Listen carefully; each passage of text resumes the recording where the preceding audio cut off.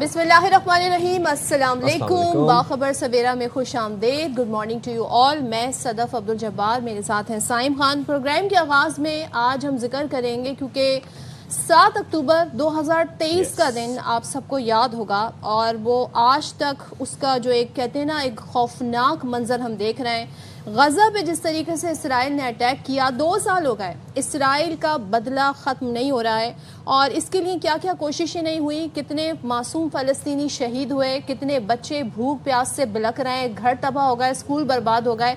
और मैं यहाँ पे एक बात कहना चाहती हूँ, पुराने वक्तों में जब हम किसी जालिम हुक्मरान के बारे में सुनते थे, लेट्स सपोज हिटलर, तो कहा जाता था जी उस वक्त इतनी मीडिया तक रीच नहीं थी, टेलीविज़न नहीं था, सोशल मीडिया नहीं था, पिक्चर्स नहीं आती थी, वीडियोस नहीं आती थी, तो लोगों को, दुनिया को पता नहीं था, दुनिया रोक नहीं सकी, ऐसे जालिम हुक्मरान को रोक नहीं सकी। लेकिन आज सोशल मीडिया भी है, आज आपके सामने तस्वीर भी हैं, आज यूनाइटेड नेशन भी है, यूनाइटेड नेशन के चार्टर भी है, कन्वेंशन भी है, दुनिया भर की वो हुकूमतें मौजूद हैं जो कहते हैं जी हम इंसानियत पे यकीन रखते हैं, हमारे लिए सबसे बड़ी अहमियत जी इंसान का इंसान होना है, बेसिक राइट्स उसके होने, कहीं भी ह्यूमन राइट्स की वायलेशन हो सबसे पहले अमेरिका आवाज़ उठाता है, सबसे पहले यूरोप आवाज़ उठाता है। लेकिन आप ये देखें कि यहाँ पर 2 सालों में 67,000, ये तो रिपोर्टेड नंबर्स हैं, 67,000 से ज़ायद फ़लस्तीनियों की नस्ल कुशी हो गई है, मगर आपको एक आवाज़ तक नहीं सुनाई देती है। यूएन भी कुछ नहीं कह पा रहा, बल्कि अमेरिका इसराइल के साथ इस बर्बरियत में खड़ा है, और हम सब खामोश तमाशाई देख रहे हैं। लेकिन जो कोशिश थोड़ी बहुत इमदाद की भी गई, उसके साथ जो हुआ वो सबके सामने है। अफसोस से कहना पड़ता है। और 67,000 में आप देखें कि 20,000 बच्चों की अमवात हुई, 28,000 खवातीन, और उसके बाद फिर 270 सहाफ़ियों को भी वहाँ पर शहीद किया गया, और मैयतें ज़्यादा हो गई, कंधे कम पड़ गए। तो आज हम उन तमाम लोगों को याद करें, उन शहदा के लिए दुआ करते हैं, और अल्लाह ताला गज़ा पर रहम करे। एंड ग्रेटा की बात मैं यहाँ पर करना चाहूँगी, जिस तरीके से वो लोग गए फ्रीडम फ्लोटिला में, और उसके बाद जब वापस आए तो उसने आकर एक तारीखी अल्फाज कहे ग्रेटा ने।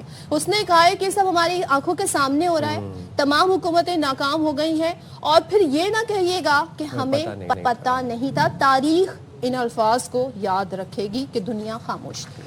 आप सोचें कि गजा के ऊपर इसराइल ने फॉस्फोरस बम्स गिराए, फॉस्फोरस बम्स तक भी गिराए गए। जो गजा की ज़मीन है वो अब काश्त के काबिल नहीं रही, इंसानियत सोज मजालिम ढाए गए, कहत साली को वॉर वेपन बनाया गया। आप देखें कि गजा में इस वक्त जो हालात हैं, अस्पताल नहीं छोड़े, इमदाद के लिए लगे जो मुंतज़िर लोग कतारों में खड़े थे उनको नहीं छोड़ा, इमदादी कैंप्स को निशाना बनाया गया, अस्पतालों में जो बच्चे ज़ेर इलाज थे उनको निशाना बनाया गया। कोई सहाफ़ी, यस, 270 से ज़ायद सहाफ़ी शहीद किए। और साइम मुझे मंजर नहीं भूलता, आग लगी हुई थी, सहाफ़ी बैठे हुए थे, एक बच्ची उस आग में इर्द गिर्द परेशान घूम रही थी, उसका एक साया सा हमें नजर आ रहा था, और वो बचने का रास्ता तलाश कर रही थी। घरों को कब्रिस्तान बना दिया गजा के अंदर, बिस्तरों को मैं कहता हूँ जनाजे बना दिया, मैयतें बढ़ गई, कंधे कम हो गए। गजा जो है वो एक कब्रिस्तान का मंजर पेश कर रहा है, सिर्फ और सिर्फ नेतन्याहू की हठधर्मी की वजह से। इसराइल जो बर्बरियत कर रहा है और अभी तक कर रहा है, हालांकि अमन मुज़ाकरात की तरफ बात जा रही है, लेकिन इसराइल अपनी बमबारी से बाज नहीं आ रहा। रोज़ गजा के अंदर बच्चे शहीद हो रहे हैं, रोज़ गजा के अंदर बच्चे शहीद एक तो इसराइली बमबारी से हो रहे हैं, दूसरा वहाँ पर खुराक की किल्लत है, वहाँ पे ग़िज़ाई किल्लत पैदा की गई है, ताकि ये लोग, उनके पास खाने पीने को कुछ नहीं है, और हम सब खामोश तमाशाई बनकर देख रहे हैं। और सलाम पेश करना चाहिए उन तमाम रज़ाकारों को जो कि स्मूथ फ्लोटिला में गए और वहाँ पर इमदाद पहुँचाने की कोशिश की। बिल्कुल, और इन 2 सालों में गजा में क्या जुल्म ढाए गए, ये इसका अहाता भी हम कहते हैं ना इस प्रोग्राम में नहीं कर सकते। जो एक जुल्म की इंतहा होती है कि जिस कदर इंसान पर जुल्म किया जा सकता है वो किया नेतन्याहू ने, वो किया इसराइल ने, और अमेरिका बार बार यूनाइटेड नेशंस में जंग बंदी को वीटो करता रहा, पूरी दुनिया करती रही, और पूरी दुनिया देख रही है इस वक्त भी नस्ल कुशी, एथनिक क्लिनजिंग बाकायदा की जा रही है गजा के अंदर, और आज के दिन तक की जा रही है। एज वी आर स्पीकिंग वहाँ पर बमबारी हो रही होगी, वहाँ पर बच्चे शहीद हो रहे होंगे, mess killing of kids, mess killing of women, उसके बाद जेनोसाइड किया जा रहा है। इसको हम जंग नहीं कह सकते, ये वन साइडेड जेनोसाइड है। جو لوگ اسے جنگ کہتے ہیں، جنگ دو طرفہ ہوتی ہے، دونوں جانب سے، اور مقابلہ برابر کا ہوتا ہے. یہاں تو کوئی جنگ نہیں ہو رہی، نیچے سے فلسطینیوں کی جانب سے تو کوئی ہتھیار نہیں ہے ان کے پاس صرف اپنی بے بسی ہے جو وہ آپ کے سامنے پیش کرے. لیکن سلام ہے ان فلسطینیوں کو کہ جب بھی آپ ان سے بات کریں، آپ ویڈیو دیکھیں تو وہ آپ کو الحمدللہ کہتے نظر آتے ہیں. کہتے ہیں ہر بار ہمارا گھر گراؤ گے، ہر بار بنائیں گے، اور یہ ان کا جذبہ ہے. اور یہ پورا ایک کہتے ہیں نا ایک پلان ہے گریٹر اسرائیل کا، جسے امپلیمنٹ کرانا چاہتا ہے نیتن یاہو. اور نیتن یاہو کو اس وقت جو کہ انٹرپول سے وارنٹ بھی جاری ہیں، اور بہت سے ملک ایسے ہیں جنہوں نے کہہ بھی دیا تھا کہ اگر ہمارے ملک میں آئے تو ان کی گرفتاری ہو سکتی ہے. لیکن آپ یہ دیکھیں ایک ایسا شخص جس کے خلاف اتنے بڑے بڑے جنگی جرائم ہیں، کس طریقے سے وہ بیٹھ کر بات کرتا ہے، پریس کانفرنس کرتا ہے، اور یہ تمام تر صورتحال ہمارے سامنے. آپ کو ایک حیوان، ایک سفاک ہونا پڑتا ہے آپ کو اس طرح کے حملے کرنے کے لیے. اور آپ دیکھیں کہ اسرائیل نے کوئی محاذ نہیں چھوڑا. آپ دیکھیں بحری، بری، زمینی، ہر طرف سے حملہ کیا غزہ کے اوپر نہتے معصوم شہریوں کو. اور وہ شہری جو کہ آلریڈی بلک رہے ہیں، کھانے کے لیے، پانی کے لیے پیاسے ہیں، ان شہریوں کو نشانہ بنایا گیا اور کوئی ایڈ نہیں جانے دی. سلام ہے ان لوگوں کو جن کے irrespective of their religion, irrespective of their race، وہ اپنی سڑکوں پہ نکلتے ہیں فلسطینیوں سے اظہار یکجہتی کرنے. اور سلام ہے فریڈم فلوٹیلا پہ جانے والے ان رضاکاروں اور ایکٹیوسٹ کو جو اپنی جان کی پرواہ کیے بغیر رنگ و نسل سے بالا ہو کر، مذہب سے بالا ہو کر انسانیت کی خدمت کے لیے جا رہے تھے. کہتے ہیں ہم سے برداشت نہیں ہوتے وہ مناظر جو ہم نے دیکھے. ہم مدد کرنے جاتے ہیں، ہم ایڈ، فوڈ اور میڈیسن لے کے جانا چاہتے ہیں، اور ان کے ساتھ بھی جو سلوک کیا اس پر بھی دنیا خاموش رہی. ان سب گلوبل اسموتھ فٹیلا کی جتنی بھی وہ پورا قافلہ تھا، ان سب کشتیوں کو انٹرسیپٹ کیا گیا ایک کے بعد ایک. ان رضاکاروں کو تحویل میں رکھا گیا، وہاں پر ان کو بہیمانہ تشدد کا نشانہ بنایا گیا. گریٹا تھنبرگ جو کہ ماحولیاتی ہیومینیٹیرین ایکٹیوسٹ ہیں، ان کو اسرائیلی پرچم چومنے کے لیے ان کو مجبور کیا گیا، فورس کیا گیا، ان پہ کتے چھوڑے گئے. اور کیا ان کے ساتھ سلوک نہیں کیا گیا جب وہ لوگ قید میں تھے، حراست میں تھے. خود ہی آپ گریٹا کی زبانی سن لیجیے. My name is Greta Thunberg. I'm a citizen of Sweden. If you're watching this video, I have been abducted and taken against my will by Israeli forces. Our humanitarian mission was non-violent and abiding by international law.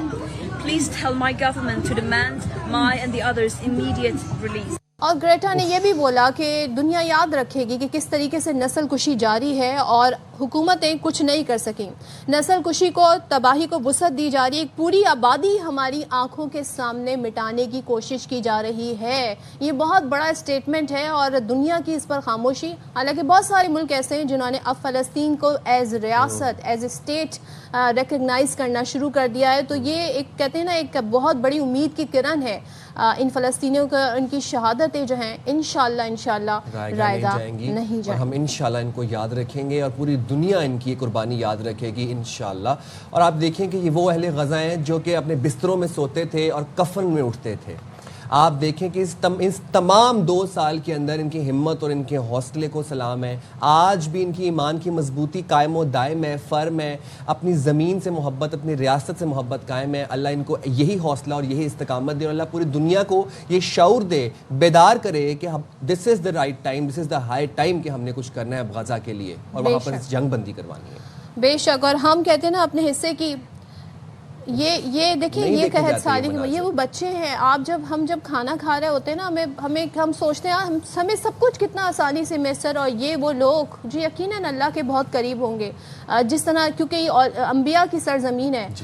اگر ہم فلسطین کی بات کریں، وہاں پر ہم یہ صورتحال دیکھ رہے ہیں، اور اس وقت یہ صرف کس چیز کے منتظر ہے کہ انہیں کھانا مل جائے، انہیں 2 وقت کی روٹی مل جائے، انہیں شیلٹر مل جائے. یہ وہ لوگ تھے کبھی اگر ہم آپ کو 7 اکتوبر 2023 سے پہلے کا اگر غزہ دکھائیں، حالانکہ یہاں پہ ڈیکیڈز یہاں پر اسرائیل کی جانب سے بربریت رہی ہے، لیکن اگر آپ 2023 7 اکتوبر سے پہلے کا آپ غزہ اور فلسطین دیکھیں، آپ کو لگے گا کہ یہ لوگ کتنے خوشحال تھے، اپنی زندگی بڑی خوشی کے ساتھ جی رہے تھے. لیکن آج آپ دیکھیں 2 سالوں میں کیا حال کر دیا اسرائیل کا. اور اسرائیل کھڑے ہو کر غزہ کے حوالے سے بات کر رہا ہوتا ہے اور ڈیمانڈ کر رہا ہوتا ہے کہ اس کو کیا چاہیے، کیسا پلان چاہیے، کیا کرنا چاہتا ہے. غزہ میں ہے یہ چھوٹے چھوٹے معصوم بچے، یہ فرشتے، یہ پھول ہیں جو کھانے کے ایک نوالے کو دس رہے ہیں. بھولیے گا نا کہ ابھی تک 2 سالوں میں اس ایتھنک کلینزنگ کے باعث اسرائیل نے غزہ میں 67,000 غزہ کے فلسطین کے لوگوں کو شہید کیا ہے.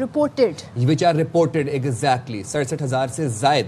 20,000 بچے ہیں ان میں, 28,000 خواتین ہیں, خواتین میں حاملہ خواتین بھی موجود ہیں, اور یہ جو جن لوگوں کو شہید کیا جا رہا تھا وہ آلریڈی سٹارف تھے, میل نیوٹریشن بچے تھے جن کی صرف ہڈیاں تھیں, جسم کے اوپر گوشت نہیں تھا, ماس نہیں تھا. اور 270 سے زائد صحافیوں کو شہید کیا گیا اسرائیل کی جانب سے, نتن یاہو کی جانب, تاکہ دنیا کو کچھ دکھایا نہ جائے, اسرائیل اپنا پروپیگنڈا, اپنا نیریٹو بلڈ کرے اور حقیقت کوئی نہ دکھا پائے.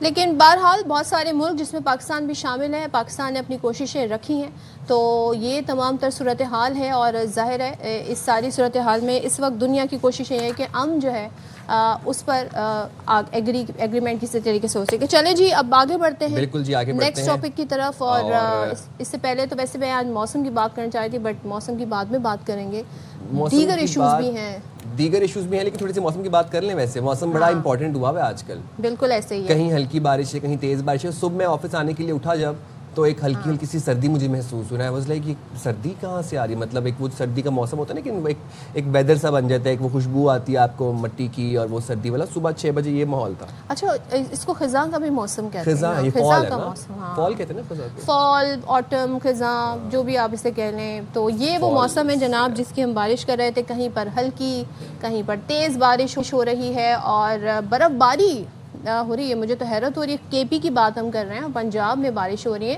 تو موسم وہاں پہ جی ٹھنڈا ہو گیا. اسلام آباد میں سن رہی تھی بھائی, لوگ کہہ رہے تھے اسلو واٹ ہیپن, پنکھے بند کر دیے گئے ہیں, چادریں اور جو بلینکٹس ہیں وہ نکالی گئی, یعنی کہ جب یہ انڈیکیشنز ہوتے ہیں کہ سردی آ گئی ہے. اسی طرح ڈیرہ اسماعیل خان اور مضافات کی بات کریں تو وہاں پر بادلوں نے رنگ جما لیے جناب. لکی مروت میں تیز ہواؤں کے ساتھ بادل برس رہے ہیں, کوئٹہ, چمن میں سرد ہوائیں چل رہی ہیں. بالائی علاقوں کی اگر ہم بات کریں تو بالائی علاقوں میں جو برف باری ہو رہی ہے اس سے ٹھنڈ کی شدت میں اضافہ ہو گیا ہے. دیامر, چلاس میں برف باری سے ہر سو سفیدی چھا گئی ہے. اچھا اگر ہم پھر اب سیاحتی مقامات کی بات کریں, ہمارے مشہور کاغان کی ویلی کی اگر ہم بات کریں تو کاغان کے پہاڑوں نے جو خوبصورت برف کی چادر اوڑھی ہوئی ہے. بابو سر ٹاپ پر آپ سوچیں کہ ابھی سے ہی 14 انچ برف پڑ چکی ہے. جھیل سیف الملوک, باٹاکنڈی, جھلکڑ, بیسر, نوری ٹاپ برف باری ہو رہی ہے. کلام میں موسم سرما کی پہلی برف باری سے درجہ حرارت میں نمایاں کمی ہم دیکھ رہے ہیں. اور شانگلہ میں بھی جی پہاڑوں پر برف باری ہو گئی ہے. اب آپ یہ سوچیں, یہ پریڈکٹ کیا گیا ہے کہ لانینو تھا, وہ ایلنینو ہوتا ہے بہت گرم موسم, لانینو ہوتا ہے جی بہت ٹھنڈا موسم. وہ فیکٹر جی اب آ گیا ہے, جس کا مطلب ہے کہ درجہ حرارت تو آپ کا وہی رہے گا لیکن ٹھنڈ بہت بڑھ جائے گی. تو زیادہ شدت والی سردی بھی آ سکتی ہے, کیونکہ کلائمیٹ چینج کی وجہ سے موسم بہت زیادہ افیکٹ ہوا ہے, چاہے وہ سرد موسم ہو یا گرم موسم ہو. لیکن کراچی والوں کے لیے تو دیکھتے ہیں جی, کیونکہ ہم تو سردی کا بس انتظار ہی کرتے رہ جاتے ہیں, اور دسمبر اور جین آ کے گزر بھی جاتے ہیں, پھر ہمیں پتہ چلتا ہے اچھا وہ جو ہلکی سی ٹھنڈ محسوس ہو رہی تھی نا, وہ سردی تھی. ہاں آپ کو تو ہو جائیں گے نا ایک سال ماشاءاللہ مجھے ہو جائے گا, لیکن مجھے ابھی سے فوم ہو رہا ہے کہ اکتوبر آ گیا, ابھی تک کوئی سردی والا سین نہیں ہوا ہے. لیکن کراچی میں موسم تبدیل تو ہو رہا ہے, لوگوں کی طبیعتیں بھی خراب ہو رہی ہیں. اچھا سوات کی ہم بات کر رہے تھے, بتائیں آپ کو کہ سوات میں جی جناب سال کی پہلی برف پڑ چکی ہے, اور وہاں پر ہم یہ دیکھ رہے ہیں کہ لوگوں نے رضائیاں, کمبل بھی نکل آئے ہیں, پنکھے ہو گئے ہیں بند. اب خاص طور پر اگر ہم بات کریں جنت نظیر وادی کالام کی, تو وہاں پر برف باری سے جو نظارے ہیں, جو منظر ہیں, وہ حسین ہو گئے. تو یہ حسین منظر ہم بھی دیکھتے ہیں, آپ بھی دیکھیں, ہمیں اس حوالے سے اپڈیٹ کر رہے ہیں شہزاد عالم. جی بالکل, منگورہ شہر میں آج 5ویں روز بھی بارش ہو, جبکہ جو بالا علاقے کالام, مہوڈن یا دیگر جو بالا علاقے وہاں پر برف باری کا سلسلہ وقفے سے جاری ہے, جس کے باعث سردی کی شدت بڑھ گئی اور سوات میں سردی کا موسم آ گیا ہے. تو جو بالا علاقے کالام, مہوڈن یا دیگر جو علاقے وہاں پر ہونے والی برف باری کو دیکھنے کے لیے ملک کے مختلف علاقوں سے بڑی تعداد میں سیاحوں نے بالائی سوات کا رخ کر لیا, اور انہوں نے کالام, مہوڈن اور دیگر علاقوں میں ڈیرے ڈال دیے. ملک بھر میں شدید گرمی, جبکہ سوات میں اچانک موسم تبدیل ہونے کے بعد سیاحوں کے چہرے خوشی سے کھل اٹھے, اور گزشتہ 2 ماہ سے جہاں پر سیاح نہ ہونے کے برابر ہے, ایک بار پھر بڑی تعداد میں سیاحوں نے سوات کا رخ کر لیا, اور انہوں نے بالائی علاقوں میں ڈیرے ڈال لیا. مختلف مقامات پر رات کے وقت بھی جو سیاح ہے وہ بنگلے ڈالتے ہوئے دکھائی دے رہے ہیں, جس کی وجہ سے بالائی علاقوں کی رونقوں میں اضافہ ہو چکا ہے. اچھا دیکھیں, برف باری وہاں ہو رہی ہے اور شہروں میں ماشاءاللہ رونق ہمارے ہمارے یہاں آ گئی, ہم دیکھ کر ہی خوش ہو گئے کیونکہ کراچی میں تو برف باری کا کوئی دور دور تک کوئی سین نہیں ہے. اچھا میں سائم سے ابھی تھوڑی دیر پہلے گئی تھی, میں نے جانا تھا جھیل سیف الملوک, تو وہاں تو برف جم گئی ہے. اب تھوڑا سا مشکل ہوگا, نہیں ویٹ نہیں کریں بھی, آپ جائیں اگر آپ جا سکتی ہیں. اچھا ہاں ٹھیک ہے, بتائیں تو پھر آپ جا سکتی ہیں, لیکن ابھی از دا رائٹ موسم. آپ سیف الملوک پہ آپ کو کیا پتا, وہاں پر کہانیاں مشہور ہیں شہزادہ سیف اور پری بدرالجمال کی. ہاں کیا بات ہے, بڑی پورا چائلڈہڈ فینٹیسائز کیا ہے بدرالجمال کو. وہ ایک پریوں کی جھیل کہتے ہیں نا اسے, پریوں کی جھیل تھی اور شہزادہ سیف ہوتا تھا. کیا خوبصورت بھی ویسے وہ اتنی ہے. اچھا میں جب جاتا ہوں نا سیف الملوک میں پتہ نہیں میں مائنڈ میں ویژولائز کرتا ہوں, کیا پتا مجھے بدرالجمال یہیں کہیں مل جائے. چلو سائم جو ہے نا, اب میں ناران کی طرف چلی جاتی ہوں سیف الملوک سے. تو ناران میں جی برف باری ہو رہی ہے, بڑی دل فریب وہاں کے مناظر ہیں. ساتھ ہی اب لوگ جو ہیں, ایک بار پھر سے ہم انہیں مشورہ دیں گے ذرا احتیاط سے جائیں, تمام اپنا ہوم ورک کر کے جائیں. آپ کو تمام ایمرجنسی نمبرز آپ کے پاس ہونے چاہیے. تو اہل خانہ لوگ اپنی فیملیز کے ساتھ جی برف باری سے لطف اندوز ہونے ناران پہنچ گئے ہیں. بالکل جی, تو ہمارے نمائندہ شہزاد طاہر تنولی ہمیں ذرا ناران کی سچویشن بھی بتا رہے ہیں اور وہاں کی ہم یہیں سے سیر کر لیتے ہیں نا شہزاد کی طریقے. جی بالکل, میں اس وقت موجود ہوں پاکستان کے مشہور تو اور خوبصورت ترین سیاحتی مقام ناران میں. آپ دیکھ سکتے ہیں اس وقت برف باری اپنے آب و تاب سے جاری ہے, بڑے خوبصورت نظارے ہیں. ناران ویسے تو اپنی خوبصورتی میں بے مثال ہے, برف باری کے بعد اس کے نظارے مزید خوبصورت ہو رہے ہیں. اس وقت سیاحوں کی بڑی تعداد جو ہے بیسر, بٹکنڈی, ناران, باؤسر ٹاپ پہ موجود ہے. جی بالکل, ہم لوگ بہت انجوائے کر رہے ہیں, بہت زیادہ سنو فال ہو رہی ہے, کافی اچھا موسم ہے. آپ لوگ بھی آئیں, انجوائے کریں, بہت مزہ آ رہا ہے. جی بالکل, دور دراز علاقوں سے خاص کر پنجاب سے آئے سیاحوں جو ہے ان کے لیے جو ایک خوبصورت دلکش نظارے ہیں جس سے وہ خود بھی محسوس ہو رہے ہیں اور دوسروں کو بھی یہاں آنے کی دعوت دے رہے ہیں.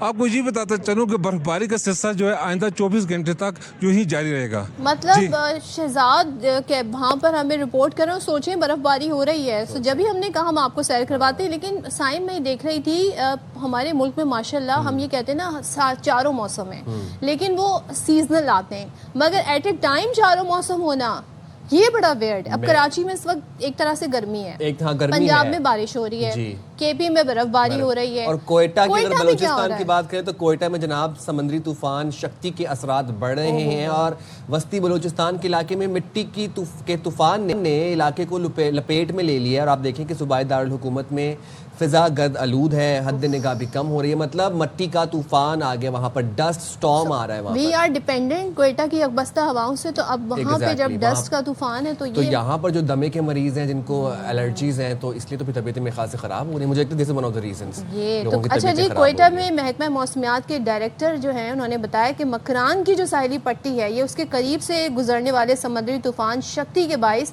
ہواؤں کا رخ جو ہے وہ سمندر کی طرف ہو گیا ہے, جس سے کوئٹہ سمیت وسطی بلوچستان اور کندہار سے آنے والی گرد آلود ہوائیں جو ہیں وہ اس کی لپیٹ میں, اور 36 گھنٹے میں موسم جو ہے پھر وہ ذرا کلیئر ہونا شروع ہوگا. سو کوئٹہ والوں ذرا بریس یور سیلف اپ اور ذرا خیال رکھیں, دھول مٹی سے بچنے کی کوشش کریں, ماسک پہن کے باہر نکلیں. اگر آپ کو وہاں پر اوبیسلی جن لوگوں کو الرجیز ہیں, دمے کا مسئلہ ہے, ایستھما سے ریلیٹڈ پرابلمز ہیں, تو ماسک پلیز اپنے ساتھ ایک پورا پیکٹ لے کے باقاعدہ اپنے بیگ میں اپنے کسی آس پاس کہیں پر رکھ لیں, تاکہ آپ ماسک کے بغیر باہر نکلیں ہی نہ, کیونکہ ڈسٹ ہے نا, اوبیسلی پھر ڈسٹ سے آپ کی الرجیز ٹریگر ہوں گی اور پھر طبیعت خراب ہونے کا خدشہ بھی ہے. پھر موسم بھی چینج ہو رہا ہے, یہ تو موسم ویسی وائرل انفیکشنز کا چل رہا ہے. چلیں آج تو ہم کہتے ہیں نا کوئی آپ کو ولاگ سارٹ آف ٹرپ آپ کو کرا رہے ہیں, پتہ نہیں میں نے صحیح ورڈ یوز کیا ہے کہ نہیں. اب ہم آپ کو بتاتے ہیں جی کہ نیپال میں کیا ہو رہا ہے ماؤنٹ ایوریسٹ پہ. تو آج ہم پہاڑوں کی بات کر رہے ہیں, ریگستانوں کی بات کر رہے ہیں, اور کیا خوبصورت جھیلوں کی بات کر رہے ہیں. لیکن یہ جو سٹوری ہے, ظاہر ہے جب بہت سارے کو پیما ہیں وہ جاتے ہیں چوٹی سر کرنے, بڑے بہادر لوگ ہوتے ہیں, لیکن اکثر بیشتر کچھ ایسے واقعات بھی ہو جاتے ہیں. تو ماؤنٹ ایوریسٹ پر شدید برف باری ہوئی ہے, اس کی وجہ سے آپ سوچیں 1000 سے زائد کو پیما اور سیاح پھنس گئے ہیں. تیز ہوائیں ہیں, اسی وجہ سے جب ہیلی کاپٹر سے ان کو ہیلپ کرنے کی کوشش کی جا رہی ہے تو وہ ظاہر ہے بہت تیز ہواؤں میں ہیلی کاپٹر نہیں اڑایا جا سکتا, تو اس میں دشواریاں پیش آ رہی ہیں, اور اس کی فوٹیجز بھی بہت زیادہ سوشل میڈیا پر وائرل ہوئی ہیں. یہ لوگ بہت ڈیئرنگ ہوتے ہیں اور یہ لوگ بڑے ایڈونچرس ہوتے ہیں. جو اب دیکھیں اوبیسلی ماؤنٹ ایوریسٹ کو ہائیک کرنا, ماؤنٹ ایوریسٹ پہ ٹریک کرنا, یہ کوئی ہر نارمل بندے ایوریج انسان کی بس کی بات نہیں ہے. تو اب دعا ان کے لیے خیر و سلامتی کے لیے ہم دعا کر رہے ہیں کہ خیریت سے ریسکیو کر کے ان کو واپس بیس کیمپس پر لے آیا جائے. موسم نے کیا کیا لوگوں کا یہ ایڈونچر ہوا کرتا, تو یہ سیزن بڑا ان ہوتا تھا, لیکن موسم کی سختی ایسی ہو گئی ہے. کلائمیٹ چینج ہے نا, اور پھر اس میں قصور بھی ہمارا ہے. جناب جائیں ایک چھوٹی سی بریک پہ, حاضر ہوں گے بریک کے بعد. Stay right there with us.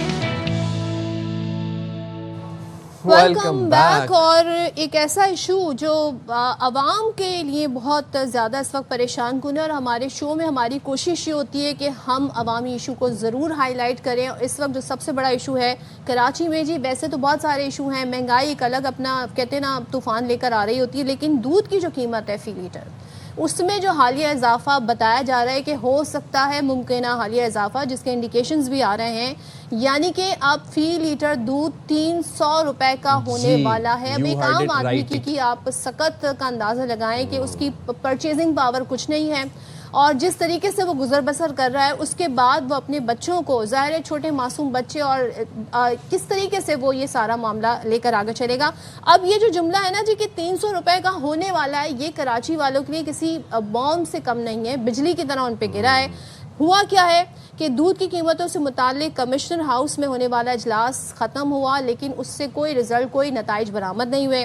Dairy farmers, whole sellers اور ریٹیلرز نے دودھ کی نئی قیمتوں کا نوٹیفیکیشن جاری کرنے کا مطالبہ کیا ہے، اور کراچی کی ڈیری فارمرز کی جانب سے دودھ کی قیمت میں فوری طور پر 50 روپے فی لیٹر اضافہ کے مطالبہ سامنے آ رہے ہیں. جی بالکل، کراچی والوں ہو جاؤ تیار، سیٹ بیلٹس اپنی فاسٹن کر لیں، اور کراچی میں دودھ جو ہے وہ 300 روپے کا ہونے کے لیے جا رہا ہے. حکومت نے اگر قیمت بڑھانے کا نوٹیفیکیشن جاری نہ کیا تو 11 اکتوبر کو دودھ کی قیمت 220 روپے سے بڑھا کر 300 روپے فی لیٹر کر دیں گے. یہ کیسا کہنا ہے، اور احتجاج کی بھی دھمکی دے دی ہے. احتجاج کی دھمکی بھی دے دی ہے. تو دودھ کی قیمت میں اضافہ ہونے جا رہا ہے، 300 روپے کلو دودھ آپ کو ملے گا کراچی کے اندر. یہ بات شہری خوفزدہ ہے. اب دیکھیں حکومت کیا کرتی ہے، کیونکہ اجلاس تو بے نتیجہ رہا. یہاں پر احتجاج کی بھی دھمکی دی جا رہی ہے کہ نئی قیمت بڑھائے گی. چلیں بات کر رہے تھے ڈیری فارمرز ایسوسی ایشن کراچی کے ترجمان غلام شبیر ڈار صاحب ہمارے ساتھ موجود ہیں. تھینک یو سو مچ ڈار صاحب ہمیں جوائن کرنے کے لیے. تو آپ تو کافی مسکرا رہے ہیں، عوام نہیں مسکرا رہے ہیں. ذرا یہ کیا معاملہ ہے، کیوں 300 روپے تک جائے گی قیمت؟ دیکھیں یہ حالات جو ہیں، جسی طرح مہنگائی میں عوام پریشان ہے، اسی طرح مہنگائی میں فارمر ان سے زیادہ پریشان ہے. جیسے سیلاب کی صورتحال آئی پاکستان میں، پنجاب میں، تو اسی طرح جو ہے نا مہنگائی آہستہ آہستہ بڑھتی گئی. جو چیزیں سیلاب پنجاب میں آیا، قیمت آپ پورے ملک میں یہاں بھی بڑھا رہے ہیں. آپ کا گندم کا دلیا پنجاب سے آتا ہے، آپ کا بھوسا بھی پنجاب سے آتا ہے. جیسے بھوسے کا ٹائم تھا، شروعات تھی گندم کی فصل کاٹی کسان نے، تو بھوسا جو ہے وہ ایکسپورٹ کر دیا جاتا ہے. تو وہ یہ کیوں کہہ رہی ہیں پنجاب کی منسٹر کہ یہاں کوئی قیمت بڑھا کے دکھائے؟ وہاں کتنی قیمت ہے؟ وہاں 220 روپے. یہاں کیوں 300 ہوگی؟ یہاں 300 کا تو ہم نے نہیں بولا. 300 کا ہمارے ڈیری فارمر ایسوسی ایشن نے تو نہیں بولا. پھر کس نے؟ ہم نے 250 کا بولا. 250 کا بولا. اچھا ڈاکٹر صاحب ایک بات بتائیں، ابھی تو جو چلے مان لیا کہ ون ڈے کی قیمت آپ کہتے ہیں انکریز ہو گئی، توری مہنگی ہو گئی، توری غالباً 1300 روپے کی مل رہی ہے اس وقت، توری مہنگی ہو گئی، بھوسا چارہ کے سلاب فصلیں زیر آب آ گئیں.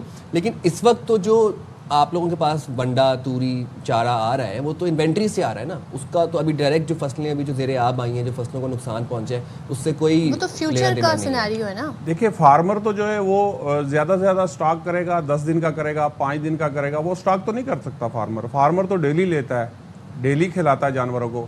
فارمر نے جانوروں کو کھلانا ہے، جانور نہیں بتائے گا کہ جو ہے نا میں بھوکھا ہوں. انسان تو بتا دیتا ہے، انسان نے کھانا نہیں کھایا ہوتا تو انسان کو بھوک محسوس ہوتی ہے، دوسرے کو بتا دیتا ہے. لیکن جانور کو ہم نے کھلانا ہے. جو ہے وہ فریش کاٹتا ہے اور پھر لا کے فارمر کو دیتا ہے ڈیلی. دیکھیں جو سبز چارہ ہے وہ کراچی کے اندر تو نہیں ہے. ایک طرف سمندر ہے، ایک طرف پہاڑ ہیں. کراچی میں ہریالی تو نہیں ہے. جو سبز چارہ ہے وہ ڈیلی آتا ہے، 2 ٹائم آتا ہے. ٹھیک ہے، وہ 2 ٹائم آتا ہے تو اس کے الگ الگ ریٹ ہوتے ہیں. اور کراچی اور پنجاب کے سبز چارے میں آدھے سے زیادہ قیمت کا فرق ہے. عظما بخاری صاحبہ کو میں دعوت دیتا ہوں کہ وہ آ کے ڈیری فارم بنا لے یہاں کراچی میں، سال میں پتہ چل جائے گا. اچھا ایک چیز مجھے بتائیں کہ ہمیشہ یہ کیوں ہوتا ہے جی قیمت نہیں بڑھائی تو احتجاج کر دیں گے؟ یہ it's a sort of blackmailing. نہیں بلیک میل نہیں ہے، کیونکہ دیکھیں عوام یہ روزمرہ کی چیز ہے نا، بچوں کے لیے خاص طور پہ دودھ چاہیے ہوتا ہے. تو یہ اس طرح کی بات چیت کریں، ڈائلاگ کریں، اور آپ کہنا ہم تو 300 کی بات ہی نہیں کر رہے، ہم تو 250 کی بات کر رہے ہیں. ہم نہیں چاہتے کہ ہم ریٹ بڑھائیں. ہم نے 16 مہینے پہلے نوٹیفیکیشن لیا تھا. کمشنر صاحب کو ہم نے ریکویسٹ کی، تقریباً 3 مہینے پہلے میٹنگ ہوئی ہماری، پھر اس کے بعد 2 مہینے پہلے ہوئی، پھر کمشنر صاحب نوٹیفیکیشن نہیں کیا. 16 مہینے کے بعد بھی نوٹیفیکیشن نہیں کیا. ہر چیز جو ہے، ہر چیز کے، مرغی کے گوشت کے، سب کے نوٹیفیکیشن ہو گئے، صرف دودھ کا نہیں ہوا. لاسٹ کب ہوا تھا؟ 2024 جون میں. اچھا اور آپ کہہ رہے ہیں ابھی تک وہ میٹنگز ملتوی ہوتی جا رہی ہیں؟ میٹنگ ملتوی ہوتی جا رہی ہیں, فائنل رزلٹ نہیں آیا. مجھے ایک بات بتائیں ڈاکٹر صاحب, ابھی آپ قیمتیں بڑھانے کا مطالبہ کر رہے ہیں, چلیں آپ کہتے ہیں کہ 250 پر قیمت کر دیتے ہیں, قیمتوں کا تو چلیں بات ایک طرف ہے نا, اب جب قیمتیں بڑھ بھی جائیں گی خدا نخواستہ, آل کراچی ریٹیلر ایسوسیشن کی چھتری کے نیچے یہ جو اسکیمز چلتی ہیں 1 کلو کے ساتھ آدھا کلو فری, 2 کلو کے ساتھ 1 کلو فری, کیا اس کی پیورٹی کو چیک کرتا ہے یہ دودھ؟ کون سا دیکھیں دودھ میرے بیچ پاس رہے ہیں؟ ریکارڈ موجود ہے, میں نے فوڈ اتھارٹی کو لیٹر لکھا تقریباً 6 مہینے پہلے. وہ فوڈ اتھارٹی کا کام ہے, سرکاری اداروں کا کام ہے, ہمارا کام ہے نشاندہی کرنا. ہم نے نشاندہی کی, لیٹر لکھے, کچھ کاروائیاں ہوئی بھی, کچھ نہیں بھی ہوئی. دیکھیں فارمر جو ہے وہ 6 فیٹ پلس کا دودھ دیتا ہے. فارمر کا پوری کراچی میں, پورے پاکستان میں سب سے اچھا دودھ کراچی کا ہے. میرے پاس ریکارڈ موجود ہے 100 سے پلس فارمر کا, 6 پلس فیٹ کا دودھ ہے. اور فارمر کہیں بھی جو ہے وہ غلطی نہیں کرتا, فارمر اچھا دودھ دیتا ہے. پورے کراچی کے فارمر جتنے ہیں وہ اچھا دودھ دیتے ہیں. ہم ہول سیلر کو دیتے ہیں, ہول سیلر پھر دکانداروں کو دیتے ہیں. آل کراچی کے ساتھ ڈائریکٹ ہمارا تعلق نہیں ہے. ڈاکٹر صاحب آپ کہہ رہے ہیں آپ کے پاس کافی سٹیٹس بھی ہیں, آپ کے پاس سارے وہ اس کے تمام تر نکات وغیرہ موجود ہیں, ریزن یہ دے رہے ہیں نا, دیکھیں کہ کراچی میں جی سبزہ نہیں ہے, کراچی میں سمندر ایک طرف پہاڑ ہے, تو جی یہ ایک تو دوسرے شہروں سے چارہ آتا ہے, یہ ساری چیزیں. پھر یہ امپورٹڈ جو دودھ آئٹم آتے ہیں باہر سے اس کی بات کی جا رہی ہے, لیکن کراچی میں تو یہ کمپیریٹیولی سستا ان دا سینس پڑنا چاہیے کہ یہاں پر پورٹ موجود ہے. باقی ملک یہ شکایت کریں کہ جی امپورٹڈ آئٹم جو ہیں اس وجہ سے مہنگے ہیں کیونکہ وہ پہلے کراچی آتے ہیں اور کراچی سے جی وہ ڈائریکٹ پھر ہمارے شہر میں آتے ہیں, وہ اٹ میک سینس, بٹ یہ والی بات مجھے لاجیکل نہیں لگتی. دیکھیں ہمارے 2 سال پہلے جو ہے پام, ملیشین پام کھلی آ رہی تھی, وہ 2200 روپے کی 50 کے جی تھی, 50 کے جی تھی. آج وہ 5000 کی نہیں مل رہی. 1 سال پہلے 2200 روپے کی تھی, پھر 3000 کی ہوئی, پھر 3200 کی ہوئی, پھر 3500 کی ہوئی, آج وہ 5000 کی نہیں مل رہی. 1 سال کے اندر وہ ڈبل سے بھی قیمت زیادہ ہوگی. لیکن دودھ کا تو 1 روپیہ بھی نہیں بڑھا. یہ کیا بات کریں, 3 سالوں میں جو سٹیٹس ہمارے سامنے, جس طریقے سے من مانی ہو رہی ہوتی ہے, قیمتیں تو سب کے سامنے. نہیں 3 سالوں میں نوٹیفیکیشن جو ہے وہ رکے ہوئے تھے. سلیم راجپوت صاحب اس ٹائم ہمارا جو ریٹ ہے وہ 300 روپیہ چل رہا ہوتا. سلیم راجپوت صاحب آئے تھے, انہوں نے 20 روپے بیک. نوٹیفیکیشن کے حساب سے جو بھی لاسٹ نوٹیفیکیشن ہے کتنے کا ہونا چاہیے, کتنے کا ہے اس میں, اس نوٹیفیکیشن کاسٹ آف پروڈکشن دیکھیں سرکاری ادارے کاسٹ آف پروڈکشن کے حساب سے 270 روپیہ. نوٹیفیکیشن کا بتائیں اس میں کتنا ہے. نوٹیفیکیشن میں فارمر کا 195 روپے پر لیٹر ہے. تو پھر دیکھیں نا, تو پھر آپ تو 250 پہ لے کے 220 تو ابھی ہے. دیکھیں سرکاری ادارے جو ہے کاسٹ آف پروڈکشن جو ہے وہ سرکاری اداروں نے بنائی ہے, وہ 270 روپیہ 240 روپیہ. تو فارمر کس طرف جائے گا؟ اگر فارمر کو اس ٹائم ریٹ نہیں ملا تو یہی دودھ 2026 میں آپ کو 400. ڈاکٹر صاحب آپ یہیں پہ رکے کیونکہ اب ظاہر ہے اس پہ ہم حکومتی موقف بھی جاننا چاہتے ہیں, سنجیدہ معاملہ ہے. سعدیہ جاوید صاحبہ ترجمان سندھ حکومت ہمارے ساتھ ہیں. سعدیہ یہ بتائیں, جس کی جو من مانی ہوگی وہ طے کرے گا. نوٹیفیکیشن آپ سے کہہ رہے ہیں جی جاری کروا دیں, نہیں تو قیمتیں ہم خود بڑھا دیں گے اور احتجاج ہوگا. مجھے بتائیں کیا لاسٹ نوٹیفیکیشن کہتا ہے 195 فی لیٹر ہونا چاہیے, ابھی 220 ہوا ہوا ہے, یہ 250 پہ لے جانا چاہ رہے ہیں, تو کوئی کون عمل درآمد کروائے گا؟ بسم اللہ الرحمن الرحیم. دیکھیں آپ کی بات بالکل صحیح ہے کہ جو اس وقت کراچی میں دودھ کی قیمت ہے, تقریباً پورے پاکستان میں اس وقت 200 سے اوپر ہی دودھ جو ہے وہ لوگوں کو اویلیبل ہے. مسئلہ جو ابھی جو یہ تکرار کہے یا جو فیصلہ نہیں ہو سکا, وہ اس لیے نہیں ہو سکا ہے جو کمشنر ہاؤس میں میٹنگز ہوئی ہیں فوڈ اتھارٹی کے درمیان کمشنر صاحب کی بھی موجودگی میں ڈیری فارمر سے, کہ ہم یہ حکومت یہ کہہ رہی ہے کہ دودھ کا معیار چیک ہوگا اور اس کے بعد جو ہے حکومت جو ہے وہ دودھ کی قیمت مقرر کرے گی. دیکھیں کسی بھی جگہ من مانی کرنے کی تو اجازت دی نہیں جائے گی. گورنمنٹ اپنی ریٹ قائم کرے گی. من مانی تو ہو رہی ہے. نہیں دیکھیں من مانی تو نہیں کہا جا سکتا, جو قیمت ڈیسائیڈڈ ہے. سعدیہ قیمت تو 19 نوٹیفیکیشن کے مطابق قیمت 195 روپے ڈیسائیڈڈ ہے. 220 کا بھی دودھ مل رہا ہے, 250 پر لے کے جانے کی بات کی جا رہی ہے. اے سی کہاں پہ ہے, کمشنرز کہاں پہ, ڈپٹی کمشنرز کہاں پہ ہیں؟ نہیں، ان کو دیکھیں، یہ تو یہ ڈیمانڈ کر رہے ہیں جو ابھی گورنمنٹ ڈیمانڈ نہیں ہے، احتجاج کی بات بھی کر دی ہے کہ اگر نہیں ہوگا تو احتجاج بھی کریں گے، ہڑتال بھی ہوگی دودھ کی. نہیں دیکھیں، ایسے احتجاج بھی نہیں ہوگا، بات چیت کر کے ہی معاملات طے کیے جاتے ہیں. یہ بھی لیکن سمجھتے سعدیہ ہیں، ایک چیز میں آپ کو بتا دوں، جو ابھی ہماری یہاں گفتگو ہو رہی تھی اس کے مطابق یہ کہہ رہے ہیں جناب کہ جو لاسٹ نوٹیفیکیشن، یہ تو کہہ رہے ہیں جی ہر چیز کا نوٹیفیکیشن آتا ہے، قیمتوں کا، دودھ کا نہیں ہے. اور 3 سال 2024 کہہ رہے ہیں لاسٹ جون 2024 سے کوئی نوٹیفیکیشن نہیں آیا. اس نوٹیفیکیشن کے مطابق سرکار نے 195 طے کیے تھے، اس وقت مارکیٹ میں 220 کا مل رہا ہے، اور یہ اس کو مزید آگے 50 روپے بڑھانا چاہتے ہیں. تو منمانی تو ہو رہی ہے، اور نوٹیفیکیشن بھی آپ لوگوں کی طرف سے کوئی نہیں ہے. فارمر کا 195 روپے، اس کے بعد ہول سیلر کا جو ریٹیل پرائز ہے وہ 220 ہے، 220 میں ہی بک رہا ہے. ٹھیک ہے جی. ریٹیل پرائز دیکھیں، وہی میں نے کہا نا کہ ریٹیل پرائز 220 ہے جو گورنمنٹ آف سندھ کی طرف سے نوٹیفائی ہے، کمشنر کراچی کی طرف سے نوٹیفائی ہے. مسلسل جو ان کی ایسوسیشن ہے اس کے رابطے میں ہے. تقریباً کچھ دکانوں پہ اور 127 لیٹر جو ہے وہ دودھ جو ہے فوڈ اتھارٹی نے اپنی تحویل میں لیا تھا، جس میں 71 لیٹرز جو تھا وہ جو ہے دودھ ضائع کیا گیا ہے. اور اسی بات پہ حکومت اور ان کے درمیان بات چیت چل رہی ہے کہ کراچی میں کیا سندھ میں جو بھی دودھ کی سپلائی ہوگی وہ مضر صحت اگر ہوگا اس کو سپلائی نہیں ہونے دیا جائے گا. پہلے سپلائی کو چیک کیا جائے گا اور اس کے بعد اس کی قیمت مقرر کی جائے گی. یہ کہنا کہ جی حکومت دیکھ نہیں رہی، من مانی کر رہے ہیں، ایسی بالکل بات نہیں ہے. ان کو بھی اندازہ ہے کہ اگر قیمت زیادہ ہوگی تو اس طرح اس کی لاسٹ بکری میٹنگ کب ہوئی ہے؟ لاسٹ بات چیت کیا ہوئی؟ ابھی اسی ہفتے کمشنر ہاؤس میں، جہاں بات چیت طے نہیں پائی ہے ان سے، یہ آپ سے خود ایڈمٹ کر رہے ہیں کہ ہم نے ڈیمانڈ رکھی ہے لیکن گورنمنٹ نے ہماری ڈیمانڈ نہیں مانی ہے. اور وہ اسی لیے نہیں مانی ہے، اور گورنمنٹ نے یہ کہا ہے کہ پہلے دودھ کو ٹیسٹ کرے گی. فوڈ اتھارٹی کمیٹی بنائی گئی ہے کیونکہ مضر سعدیہ یہ ہمارے ساتھ ہی بیٹھے، میں ڈاکٹر صاحب ان سے پوچھ رہا صاحب آپ کب تک کی ڈیڈ لائن دی ہے، اور اگر اس ڈیڈ لائن تک نوٹیفیکیشن جاری نہیں ہوتا، میٹنگ نہیں ہوتی نتیجہ خیر، تو پھر آپ لوگ کیا کریں گے، کیا لاحہ عمل ہے؟ دیکھیں ہم نے 11 تاریخ تک بولا ہے، لیکن 11 تک اگر ریڈی نہیں ہوتا تو پھر ہم اپنی مشاورت کریں گے. اپنی ایسوسی ایشن کی جو ہماری باڈی ہے وہ مشاورت کرے گی، جو بھی لائحہ عمل ہوگا پھر مشاورت کیا کرنی ہے آپ نے؟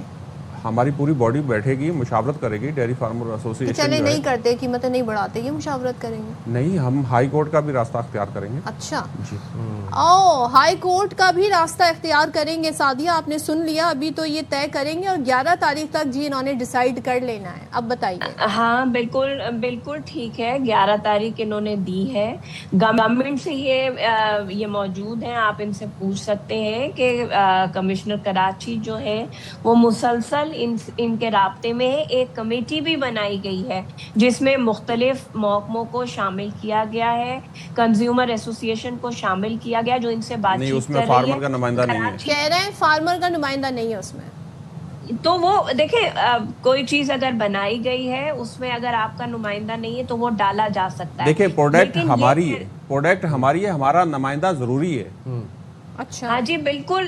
میں اگر نہیں ڈالا گیا تو میں کمشنر کراچی سے اس معاملے پہ بالکل بات کروں گی کہ ان کا میجر اسٹیک نمائندہ ہولڈر تو ویسے عوام ہے نا، عوام بھی تو ایک اسٹیک ہولڈر ہے. چلے حکومتی پوائنٹ آف ویو یہاں پر چل رہا ہے، یہاں پر فارمرز کا بھی چل رہا ہے، خریدنا تو عوام نے ہے، سارے کا سارا بوجھ تو عوام پر آ رہا ہے. سعدیہ لیکن دیکھیں سائم، یہ جو دودھ میں یا سبزی پھل میں اضافہ ہے، قیمتوں میں اضافہ ہے، اس کی بہت بڑی وجہ جو اس وقت پنجاب سیلاب میں گھرا ہوا ہے، وہاں جو نقصان ہوا ہے، مال مویشی جو بہہ گئے ہیں، یہ دیکھیں یہ ساری بات چیزیں یہ کر رہے ہیں. ڈار صاحب بھی یہ بات کریں تو اس کا مطلب تو قیمتیں بڑھیں گی. وہاں پر عظمہ بخاری صاحبہ کہہ رہی ہیں کہ جو حکومت جو ہے پنجاب میں آپ اتنی قیمت بڑھا کر دکھائیں تو میں تو حیران ہوں, آپ لوگ تو ایک ہی مجھے آن بورڈ لگ رہا ہے اس ایشو پر. نہیں, ہم آن بورڈ نہیں ہیں. جو چیز غلط ہے وہ ہم غلط ہے, اور اس کو گورنمنٹ آف سندھ کسی صورت سپورٹ نہیں کرے گی. انہوں نے خود کہا ہے کہ یہ میٹنگ کر کے آئے, انہوں نے ڈیڈ لائن دی ہے, لیکن ایسے قیمت نہیں بڑھائی جائے گی. اور کیونکہ ظاہر سی بات ہے, ہمیں بھی اندازہ ہے کہ عوام الناس بچے دودھ پیتے ہیں, ہر گھر کی ضرورت ہے, اور اتنا اگر 250 یا 300 لیٹر دودھ کر دیا جائے گا تو وہ عوام کی پہنچ سے دور ہو جائے گا. سعدیہ ویسے ایک بات ہے آپ کی تمام گفتگو سے, کہنا چاہ رہی تھی. ہاں آپ سعدیہ آپ ایڈ کر لیں, آپ نے جواب دے. عظمیٰ صاحبہ سے پوچھیں کہ کراچی کے دودھ کا فیٹ کتنا ہے اور پنجاب کے دودھ کا فیٹ کتنا ہے, اور پنجاب میں 220 روپے اس کا فیٹ کم ہے, 4 3.5 4.5 کیمیکل سے بھرا دودھ ملتا ہے, خالص دودھ تو ملتا نہیں. خود ہی ابھی بتا رہی ہیں سعدیہ صاحبہ کہ کیا کتنا تلف ہوا ہے. نہیں ایسا نہیں ہے. آپ کراچی میں چلیں, میں پوائنٹ آؤٹ کرتا ہوں, جس دکان پہ میں لے کے جاتا ہوں وہاں پہ خالص ملتا ہے. ابھی جہاں پہ خالص نہیں ہے ہم نے لیٹر لکھا ہے فوڈ اتھارٹی کو. صحیح سے چیک اینڈ بیلنس ہونا تو سب پتہ لگ جائے. نہیں ایسی بات نہیں ہے. فوڈ اتھارٹی بہت, ان سے خود پوچھیں, کئی دکانیں سیل کی گئی ہیں, دکانوں پر جرمانہ لگایا گیا ہے, اور سب سے زیادہ ڈسٹرکٹ ساؤتھ میں لی مارکیٹ کی بازار سے جو ہے, لی مارکیٹ میں سب سے زیادہ جو ہے وہ ملاوٹ شدہ دودھ جو ہے اس کے سیمپلز حاصل کیے گئے تھے, جس کو حذف کیا گیا ہے. سندھ حکومت پوری کارروائی کری, ایسے قیمت بڑھانے کی اجازت نہیں دی جائے گی. کسی کی بلیک میلنگ میں نہیں آئیں گے. ان کو بھی اندازہ ہے کہ اگر یہ 300 یا 250 روپے تو کتنی ہونی چاہیے, سپلائی بتائیں حکومت کیا چاہ رہی ہے. جو اس وقت میرا یہ خیال ہے کہ جو اس وقت قیمت ہے, حکومت یہی چاہتی کہ اسی جگہ برقرار رہے, لیکن ان کا یہ ماننا ہے کہ نہیں جی پیچھے سے مہنگائی ہو رہی ہے, قیمت بڑھا دی جائے, ہر چیز کی قیمت بڑھ رہی ہے تو دودھ کی بھی قیمت بڑھا دی جائے. لیکن اتنا ایسے آسانی سے قیمتیں نہیں بڑھائی جائیں گی, نہ حکومت. اور سعدیہ اگر فار انسٹنس خدا نہ خواستہ نوٹیفیکیشن نہیں آتا, 11 تاریخ کی ڈیڈ لائن دی ہے, 12 تاریخ کو خود ساختہ قیمتیں بڑھا دی جاتی ہیں, ون لائنر بتائیں پھر آپ لوگوں کا رد عمل کیا ہوگا؟ نہیں جی, اگر خود ساختہ کوئی بھی ایسوسیشن قیمت بڑھانے کی کوشش کرے گی, اس کے خلاف کارروائی ہوگی, ایکشن لیا جائے گا, چاہے وہ کورٹ جائے. مجھے نہیں لگتا کہ پاکستان کی عدالتیں جو ہیں وہ عوام کی منہ سے نوالا چھینیں گی, ایسا وہ کوئی فیصلہ ان کے حق میں دیں گی.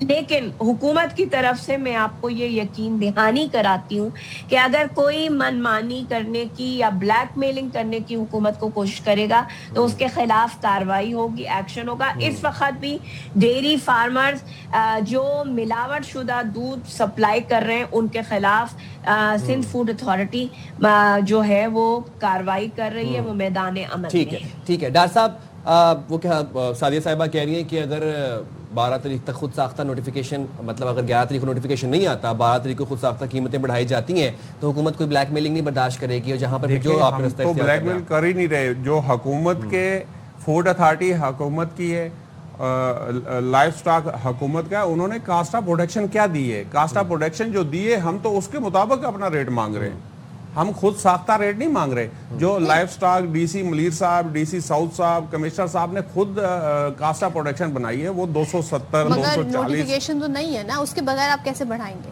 لیکن دیکھیں جو ہمارا حق ہے وہ تو ہمیں گورنمنٹ دے گی نا. زبانی کلامی تو دیکھیں فارمر بھی عوام میں آتے ہیں. اگر اس طرح کا ظلم کیا گیا, اس طرح فارمر کو دیوار کے ساتھ لگایا گیا, تو 2026 میں آپ کو 400 روپے لیٹر دودھ نہیں ملے گا. یعنی کہ آپ لوگ قیمتیں بڑھانے کا طے کیے بیٹھے ہیں. دیکھیں ہم نے نہیں بڑھائی, ہم نے قیمتیں نہیں, ہماری مجبوری ہے, ہمارے اخراجات جو ہیں وہ پورے نہیں ہو رہے. آپ دیکھیں بھوسا جو ہے, بھوسا ہمارا کتنا 500 روپے 600 روپے من تھا, پھر وہ 1100 1200 روپے پہ چلا گیا. مین خوراک جانور کی بھوسا ہے. آپ لوگ نے پورا سیزن میں کتنی بار آپ لوگ قیمتیں بڑھانے کے ہمیں انڈیا دیتے ہیں, ڈالر کا ریٹ اوپر نیچے ہو جائے, بڑھ جائے تو آپ کہتے ہیں جی باہر سے آتا ہے جی بنڈا اور باقی چیزیں تو قیمت بڑھانی ہے. پیٹرول پرائس بڑھ جائے تو آپ کہتے ہیں جی ٹرانسپورٹیشن کاسٹ بڑھ گئی ہے تو ہمیں دودھ کی قیمتیں بڑھانی ہے. سیلاب آ جائے جس میں ہمیں ضرورت ہے کہ ہم پورے ملک میں یکجہتی کا اظہار کریں, لوگوں کی مدد کریں, اور کسی بھی طریقے سے اگر کسی پیسے کو کم کر سکتے ہیں تو عوام کے لیے کریں, لیکن ہم دیکھ رہے ہیں کہ یہاں پر پھر عوام کے اوپر بوجھ ڈالیں. دیکھیں پہلے 15 مہینے 14 مہینے ہم نے قیمتیں کیوں نہیں بڑھائی؟ ہم نے نہیں بڑھائی کیونکہ اخراجات ہمارے پورے ہو رہے تھے. جو ون ڈے کے قیمت تھی وہ برابر تھی, ون ڈے کی قیمتیں نہیں بڑھی. بھوسا جو ہے وہ صحیح قیمت پہ مل رہا تھا. اس کے علاوہ بھوسا جو ہے وہ پرائیویٹ فیکٹریوں نے جلانا شروع کیا. 6 مہینے پہلے ہم نے خط لکھا, وہ اگر بھوسا نہیں جلا ہوا ہوتا تو آج ہمیں 600 روپے بھوسا مل رہا ہوتا. سعدیہ اس معاملے کو یہی ختم کریں.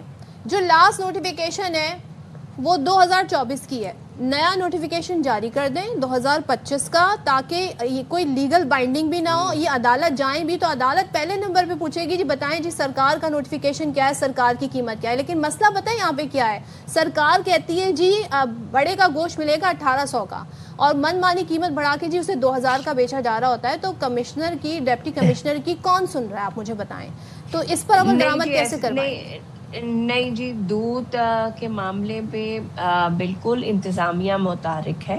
220 روپے ریٹیل پرائس ہے, اسی ریٹیل پرائس پہ مجھے اور آپ کو دودھ مل رہا ہے. میں یہ سمجھتی ہوں کہ جو یہ فارمر ڈیری فارم ایسوسیشن والے ہیں یہ بھی سمجھتے ہیں کہ حکومت سے بات چیت کر کر فہم و تفہیم سے معاملہ طے کیا جائے تو وہ زیادہ بہتر ہے. کیونکہ دیکھیں لڑائی کرنا, بلیک میل کرنا وہ کہنا آسان ہوتا ہے. حکومتوں سے مجھے نہیں لگتا کہ یہ چاہیں گے کہ یہ لڑے. نوٹیفیکیشن کمیٹیاں بنی ہیں, ان کے رابطے میں بھی ہیں سندھ حکومت, اور میں سمجھتی ہوں کہ یہ لوگ بھی اس بات کو سمجھیں گے کہ اس وقت عوام جو ہے وہ مہنگائی کی زد میں ہے, تو ان کو بھی عوام کے لیے سوچنا ہوگا. لیکن میں نے پہلے بھی کہا ہے کہ ہم یہ تو آپ نے بلیک میل ہوئے, گورنمنٹ کی ریٹ ہوتی ہے نا, گورنمنٹ نے میک شور کرنا. ایک ریکویسٹ میری آپ سے یہ بھی ہے کہ آپ کے جو ڈپٹی کمشنرز ہیں ان کو ذرا فیلڈ میں ہمیں نظر آئیں, وہ ذرا ایکٹیو نظر آئیں. کمشنر صاحب سے ہم متعدد بار رابطہ کرنے کی کوشش کرتے ہیں, وہ ہمیں اویلیبل نہیں ہوتے. تو یہ 2 کام آپ کروا دیں اور وہ جو لسٹ ہے وہ اویلیبل ہو جائیں. نہیں جی بالکل آپ کی بات صحیح ہے, لیکن جتنی اس وقت دودھ کے خلاف کارروائی ہوئی ہے وہ تمام ڈپٹی کمشنرز کی نگرانی میں ہوئی ہے. جہاں جہاں چھاپے لگے ہیں وہ ڈپٹی کمشنرز کی نگرانی میں ہوا ہے. اور اگر آپ کا کمشنر صاحب سے رابطہ نہیں ہوا تو میں بالکل کمشنر صاحب سے کہوں گی کہ وہ ARY کی ٹیم سے, باقی بھی میڈیا ہاؤسز سے جو آپ سے رابطہ کرتے ان سے رابطہ کریں, اور ان کو جو اصل تصویر ہے, جو اصل پرابلم ہے وہ خود آ کے بتائیں تو وہ زیادہ. سعدیہ ویسے کیا ہی اچھا ہو کہ آج ہمارے پروگرام کے توسل سے جس طرح عظمہ بخاری صاحبہ نے کل ٹھوک بجا کے یہ بات کہی کہ میں دیکھتی ہوں کیسے کوئی پنجاب کے اندر 80 روپے بڑھا کے دکھائے مجھے دودھ کی قیمت میں, دہی کی قیمت میں, کتنا ہی اچھا ہو کہ اگر آپ بھی کوئی ایسا بیان دیں ٹھوک بجا کے کہیں کہ میں دیکھتی ہوں کیسے کوئی 220 سے اوپر قیمت بڑھاتا ہے دودھ کی. دیکھیں ہم ہر معاملہ سندھ حکومت پاکستان پیپلز پارٹی فہم و تفہیم سے طے کرتا ہے, اور ہم اسی طرح چاہتے ہیں کہ معاملہ طے کیا جائے. ہم لڑائی کر کے پبلک خوش ہو جائے گی آپ کے اسٹیٹمنٹ سے, نہیں بدتمیزی کر کے فائدہ نہیں ہے. جو میں پنجاب حکومت سے بار بار وہ ناراض ہوتے ہیں کہ جی ہم پہ تنقید کی جا رہی ہے, ہم ان پہ تنقید نہیں کر رہے. وہاں اس وقت بہت بڑا سیلاب کا مسئلہ ہے. عظمہ بخاری صاحبہ اسی طرح ٹھوک بجا کے جس طرح آپ بھی کہہ رہے ہیں بیان دے, اور آن گراؤنڈ جو اس وقت ساؤتھ پنجاب میں پانی کھڑا ہے, لوگ متاثر ہیں, لوگوں کے گھر بہ گئے, لوگوں کو کھانے کو نہیں. تو ہم چاہ رہے ہیں کہ اسی طریقے سے آپ بھی اناؤنس کریں. عظمہ بخاری صاحبہ کو میرا یہ پیغام ہے کہ وہاں پہ جو مویشی منڈیاں جو ہمارے جانور آتے ہیں اس کی سرکاری فیس ہے 600 روپیہ, وہاں پہ 4-4 ہزار 5-5 ہزار روپیہ زبردستی لیا جاتا ہے. وہ پہلے وہ تو صحیح کریں. یہ آپ کا یقیناً پیغام پہنچ گیا. یہ پیغام میرا پہنچا دیں کہ وہاں جتنی مویشی منڈیاں ہیں, ملو موڑ مویشی منڈی ہے, سالم مویشی منڈی ہے, اوکاڑا مویشی منڈی ہے, اور اس کے علاوہ جتنی بھی مویشی منڈی ہے وہاں پہ سرکاری فیس جو ہے وہ ایک جانور کی 600 روپے ہے, اس سے 4-4 ہزار روپے لیے جا رہے ہیں. جی سعدیہ. صدف دیکھیں وہی بات ہے نا کہ بیان دے دینا ہوا میں تیر چلانے کے مترادف ہوتا ہے. انہوں نے بیان تو دے دیا کہ کوئی کر کے دکھائے. چلے آپ کر کے دکھا دیں. انہوں نے بیان دیا ہے, سندھ حکومت کر کے دکھا دے, 220 سے قیمت آگے نہیں بڑھے گی. یہ منڈی والا ایشو تو پہلے کرائیں, منڈی والا عظما بخاری صاحبہ سے یہ منڈی والا ایشو کرائیں. یہ اربوں روپیہ بنتا ہے, یہ جو ہے نا فارمر کو مارا جا رہا ہے. کیونکہ دودھ کے ٹاپک پہ بات کر رہے تھے, تو اگر حکومت جو ہے اس پہ امپلیمنٹیشن کرا دیتی ہے, جی ہم کہیں گے کیا بات ہے, عوام کی سن لی گئی. تھینک یو سو مچ ڈار صاحب, تھینک یو سو مچ سعدیہ صاحبہ. اور دیکھتے ہیں جی 11 کے بعد ہوتا کیا ہے. Will keep following up the story. 11 تک دیکھتے ہیں کیا ہوگا جناب. 11 کی ڈیڈ لائن ہے. 11 تک اگر نوٹیفیکیشن جاری نہ کیا گیا گورنمنٹ کی جانب سے, تو 12 سے کیا ہوگا. issuing the notification. I don't get it. Notification ہوگا ہی نہیں تو پھر آپ کچھ کلیم بھی نہیں کر سکتے کہ جی ہم نے تو قیمت بڑھائی ہی نہیں. ہم نے تو قیمت بڑھائی نہیں. Exactly you are right. منمانی قیمت. مجھے ذرا بریک لیتے ہیں, یہاں پر بریک کے بعد واپس آتے ہیں. اسٹے رائٹ ود اس.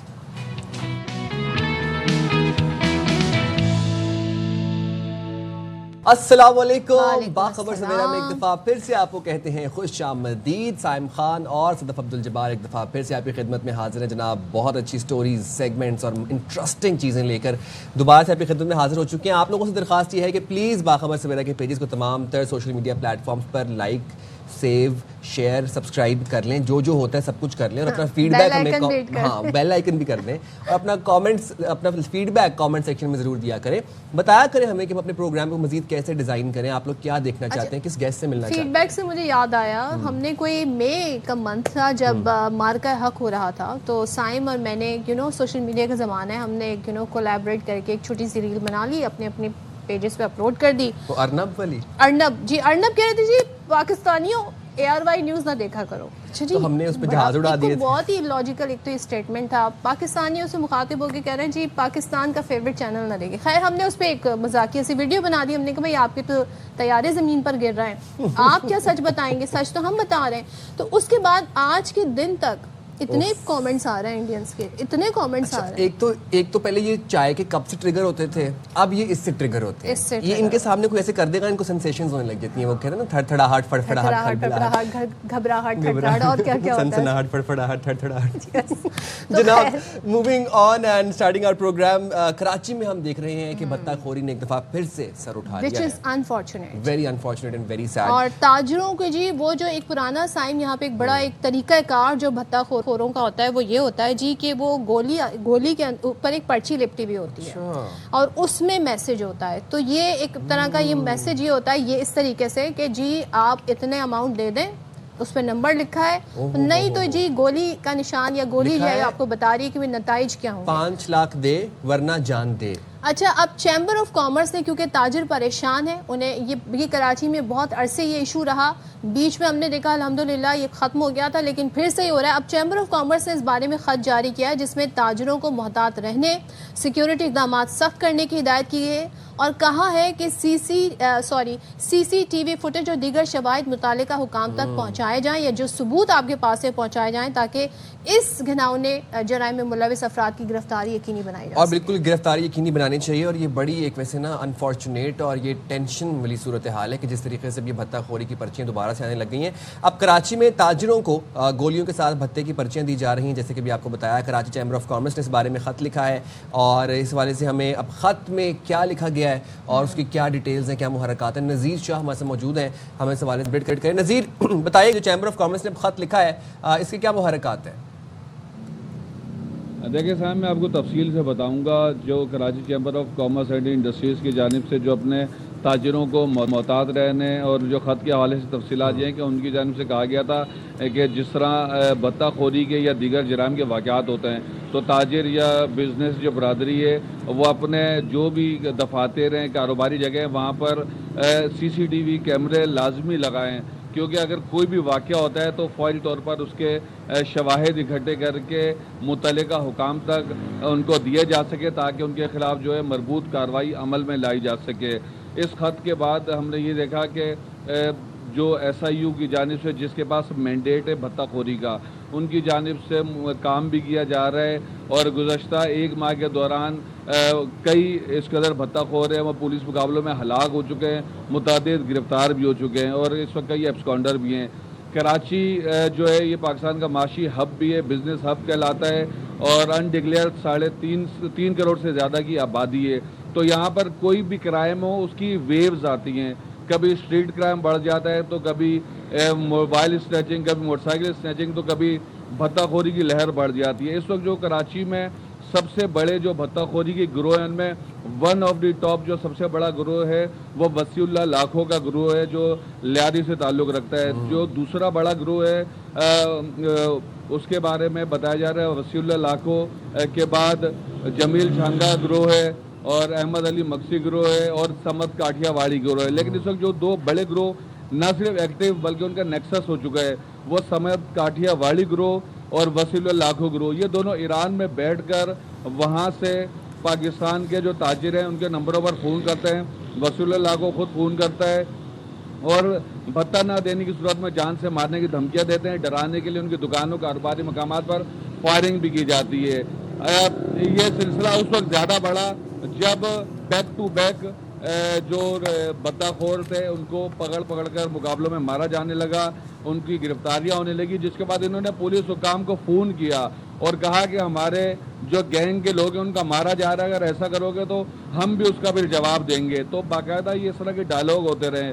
وسیع اللہ لاکھوں اس لیول کا گروہ کا سرگنا ہے جو لیاری گینگوار ایک کئی سالوں سے چلا رہے ہیں. ماضی میں اس کا جو ہے واسطہ ایک جماعت سے بھی رہا ہے. اس کے لیے باقاعدہ انٹرپول تک کو خط لکھا گیا اس کی گرفتاری کے لیے.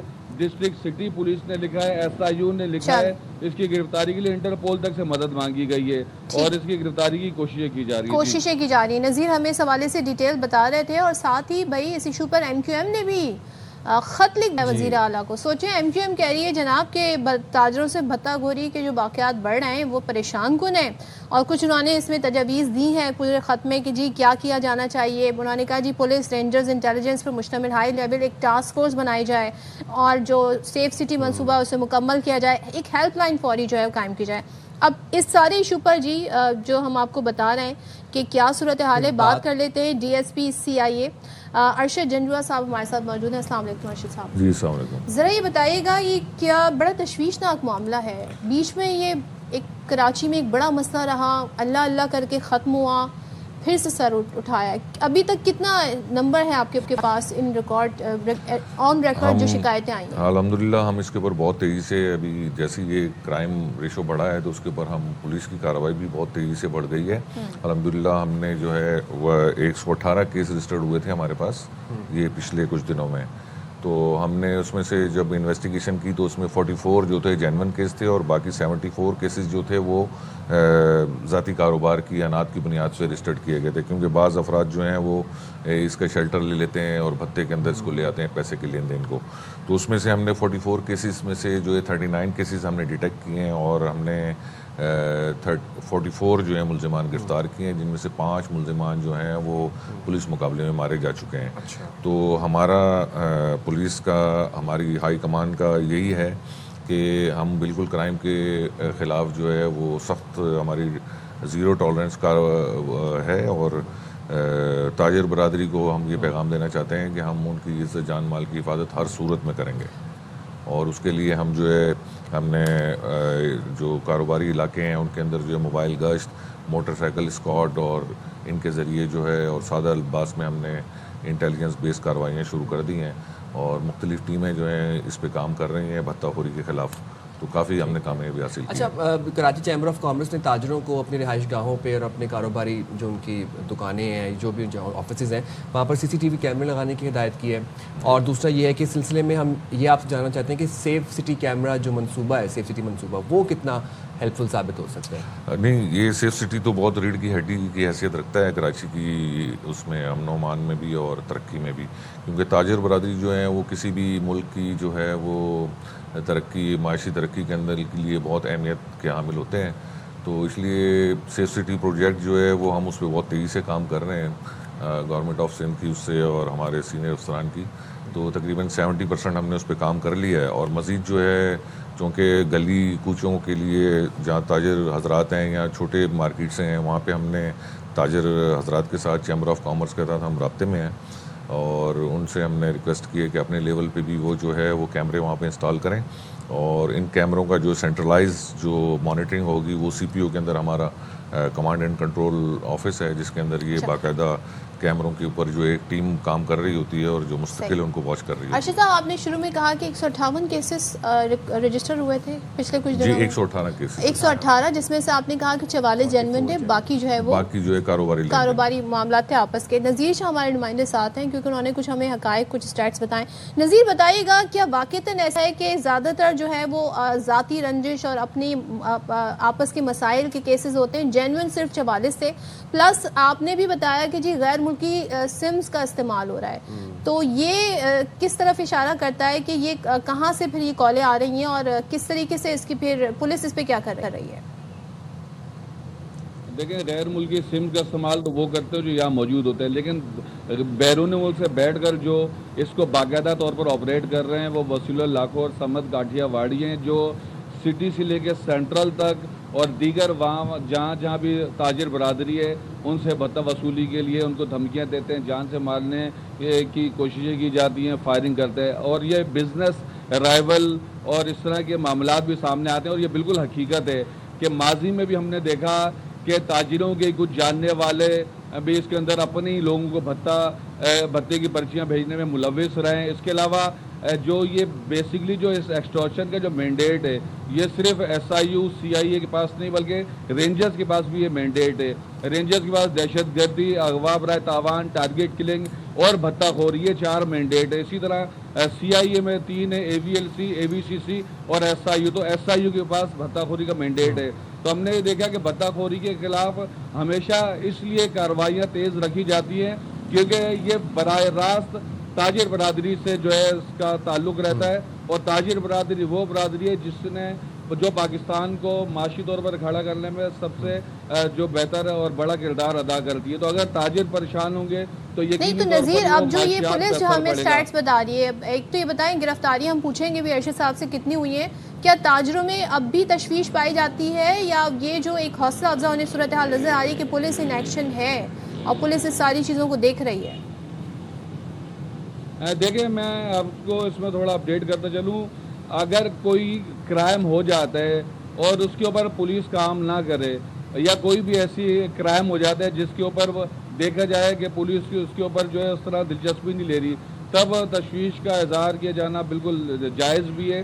لیکن جس طرح کوئی بھی کرائم ہو جاتا ہے کیونکہ یہ ہائی پروفائل کرائم کہلاتا ہے اور ایسا پاسبل نہیں ہے کہ اگر کوئی بھتہ خوری کی پرچی بھی ملے تو وہ خبر چاہے ٹی وی پہ نہ بھی چلے تو ہم دیکھتے ہیں کہ متعلقہ ادارے اس کے اوپر کام کرنا شروع کر دیتے ہیں. تو اس سے پہلے ہم نے دیکھا تھا رینجرز کی بھی ایک خصوصی فورس اس کی جانب سے بھی کیا جاتا تھا, اور سی آئی اے جو پولیس ہے اس کا تو خیر کام ہے ہی یہی, ان کو کوئی حکم دے نہ دے انہوں نے کام کرنا ہے. لیکن یہ کہ اس کے اوپر گرفتاریاں اور یہ تمام چیزیں عمل میں لائی جاتی رہتی ہیں, گرفتاریاں عمل میں لائی جانی چاہیے. نذیر, میں یہیں سے کنٹینیو کروں گا. ارشد صاحب, کتنی گرفتاریاں ہوئی ہیں ابھی تک یہ بتا دیجیے گا. سیکنڈلی, جن گینگز کا نام لے رہے ہیں نذیر شاہ, لاکھو, مگسی, کاٹھیا واڑی گینگ, آپ کے علم میں ہے کہ یہ آپریٹ کہاں سے کر رہے ہیں؟ اگر ہے تو کتنی گرفتاریاں ہوئی ہیں, کتنا ہم نے اس میں 39 ملزمان گرفتار کیے ہیں, جس میں سے 5 ملزمان جو ہیں مختلف پولیس مقابلوں میں جو ہیں ہلاک ہوئے ہیں. ہم نے جو اسپیشل ہمارا جو ٹاسک تھا وہ وسیلہ لاکھو گروپ اور سمت کاٹھیواڑیا گروپ ہے جو یہ ایران سے آپریٹ کرتے ہیں, اور یہاں ان کے کارندے جو ہیں مختلف کارروائیوں میں جا کے لوگوں کو جیسے پرچی دے دیتے ہیں گولی میں. جی, تو ان میں ہم نے جو ہے 39 ملزمان گرفتار کر لیے ہیں, اور کاٹھیواڑی گروپ جو ہے وہ تقریباً ہم نے جو ہے 90% اس کو کریش کر دیا, اور وسیلہ لاکھو گروپ کو بھی ہم نے کافی اس کے ملزمان بھی ہم نے گرفتار کیے ہیں. تو یہ پھر سے فنامنا سر کیوں اٹھا رہا ہے؟ مطلب کراچی میں بڑے مشکل سے ان چیزوں سے جان چھڑائی گئی تھی. جی, یہ ایسا ہوتا ہے کہ ایک لہر چلتی ہے اور اس لہر کے بعد جو ہے وہ ہم نے بھی اپنی کارروائیاں بہت تیز کر دی ہیں. ہم نے اسپیشل ٹاسک دیا ہے ایس آئی یو کو. ایس آئی یو میں مختلف ٹیمیں اس کے اوپر کام کر رہی ہیں کیونکہ تھانے لیول پہ یہ کنٹرول نہیں کیا جا سکتا بھتہ خوری کو, تو اس کو جو ہے سینئر لیول پہ جو ہے پھر یہ ایس آئی یو کے حوالے کیا گیا, اور ایس آئی یو میں کافی تجربے کار پولیس افسران موجود ہیں اور ان کا باقی اچھا بہت ٹیکنیکل اور نیٹ ورک موجود ہے, جس کی وجہ سے جو ہے وہ ہم نے کامیابی حاصل کی ہے. اچھا, نذیر شاہ ہمارے نمائندے کچھ پوچھنا چاہ رہے ہیں. جی نذیر. نہیں, میں بتانا چاہ رہا ہوں کہ اس جو بھتہ خوری کی جو بڑھتی ہوئی وارداتیں ہیں, بڑھتے ہوئے واقعات ہیں, اس کا جو سب سے جو بڑا حل یہ ہے کہ جو पुलिस की जानिब से एक थ्रू प्रॉपर चैनल खत लिखा जाता है, क्योंकि पुलिस बराह रास्त इंटरपोल को खत नहीं लिख सकती। रेड वारंट नोटिस जारी करने के लिए कई खतूत लिखे गए जो अपने इन्होंने अफसरान को और इन अफसरान की जानिब से महकमा दाखिला को और उसके बाद वो इंटरपोल को लिखे गए। तो अगर इनको परसू किया जाए, इस केस को हाईलाइट किया जाए और दरख्वास्त की जाए कि as soon as possible in मुलजमान की गिरफ्तारी अमल में लाकर इनको वापस पाकिस्तान लाया जाए, ताकि उनके ऊपर जो कत्ल के, दहशत गर्दी के, इक़दाम कत्ल के, भत्ताखोरी के और दीगर जो इनके ऊपर केसेस हैं उन पर वो मुकदमात चलाए जाएं। आप बिलीव करें, अगर वसीलुल्लाह को समेत काफियावाड़ी को पकड़कर यहाँ लाया जाता है तो आपके 90% भत्ताखोरी की वारदातें कम हो जाएंगी। नज़ीर ये कह रहे थे कि अगर इस तरीके से इस पर फौरी प्रॉम्प्टली कार्रवाइयाँ हों तो बहुत कुछ बेहतरी हो सकती है। लास्ट कमेंट अगर आप इस पर करना चाहें। जी बिल्कुल, हम इसके ऊपर बहुत तेज़ी से कार्रवाइयाँ कर रहे हैं और हमारा ऐसा यूनिट जो है वो बहुत टेक्निकल और बहुत मतलब अच्छे तरीके से काम कर रहे हैं हम इसके ऊपर, और हमारी टीम जो है बहुत तजर्बेकार टीम मुश्तमिल है जो इन मुल्ज़िमान के मतलब CDR और मुख्तलिफ तरीके से टेक्निकल तरीके से हम इनके ऊपर काम कर रहे हैं। Thank you so much. Looking forward कि मसला खत्म हो। Thank you very much Arshad साहब। नज़ीर आपका बहुत शुक्रिया, आप हमें तमाम सिचुएशन से अपडेट कर रहे थे और हम इसका फॉलो अप भी लेते रहेंगे। और अब तक अब ये अक्टूबर का महीना चल रहा है और आपको पता है कि अक्टूबर के महीने में हम ब्रेस्ट कैंसर के हवाले से अवेयरनेस स्प्रेड करते हैं और हम इसको पिंक अक्टूबर भी कहते हैं, ताकि ये जो खामोश कातिल, जो छाती का सरतान, ये जो बीमारी है, जो मूजी मर्ज़ है, इसके हवाले से जितनी आगाही हो सके हम अपने प्लेटफॉर्म से, अपने सोशल मीडिया प्लेटफॉर्म से, अपने जो जहाँ पर भी हम कुछ लिख सकते हैं तो हम लिख के उसके बारे में अवेयरनेस क्रिएट करें। और आप देखें कि दुनिया में, पूरी दुनिया में ग्लोबली हर साल अक्टूबर का महीना इस हवाले से, इस मुनासबत से डेडिकेट किया जाता है। बिल्कुल, और इसका मकसद ये होता है कि अवेयरनेस क्रिएट की जाए। और हर साल अगर हम आपको कुछ स्टैट्स आपके साथ शेयर करें तो 20 लाख से ज़्यादा ख़वातीन इस मर्ज़ का शिकार होती हैं। और इस मर्ज़ के सबसे बड़ी वजह फैलने की क्या है कि आगाही ना है, एहतियात ना करना है।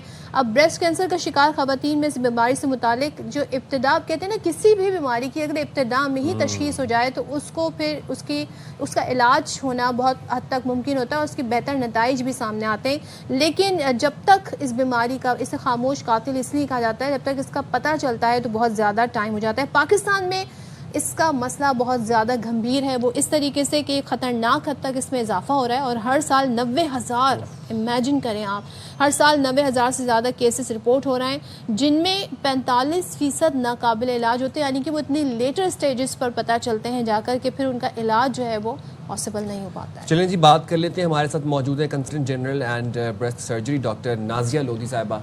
बहुत शुक्रिया डॉक्टर नाजिया साहिबा, आपने बाकी सवेरा के लिए वक्त निकाला। आज ये अक्टूबर का महीना है, पूरा महीना हम इसी हवाले से डेडिकेट करते हैं ताकि हम ब्रेस्ट कैंसर के हवाले से अवेयरनेस स्प्रेड कर सकें जितनी हो सके।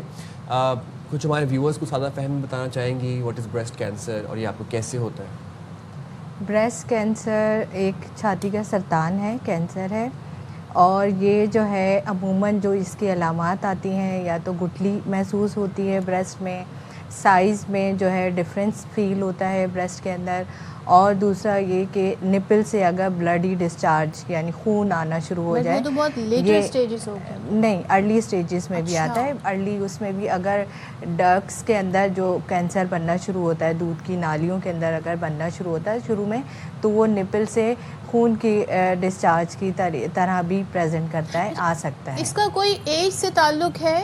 क्योंकि अक्सर बेशतर ये कहा जाता है जी 40 या 30 के बाद जो है ख़वातीन रेगुलरली अपना चेकअप करवाएं। या आप समझती हैं कि इसके लिए अवेयरनेस ये भी होना चाहिए कि जी आप इसको मुसलसल अपना चेकअप जो है वो रखवाएं? सही, इसका एज से ताल्लुक है कि ऑब्वियसली जैसे जैसे एज बढ़ती है, आफ्टर द 40 आपका incidence as a breast cancer बढ़ता रहता है, मगर ये ज़रूरी नहीं है कि यंगर एज में ये कैंसर नहीं होता है।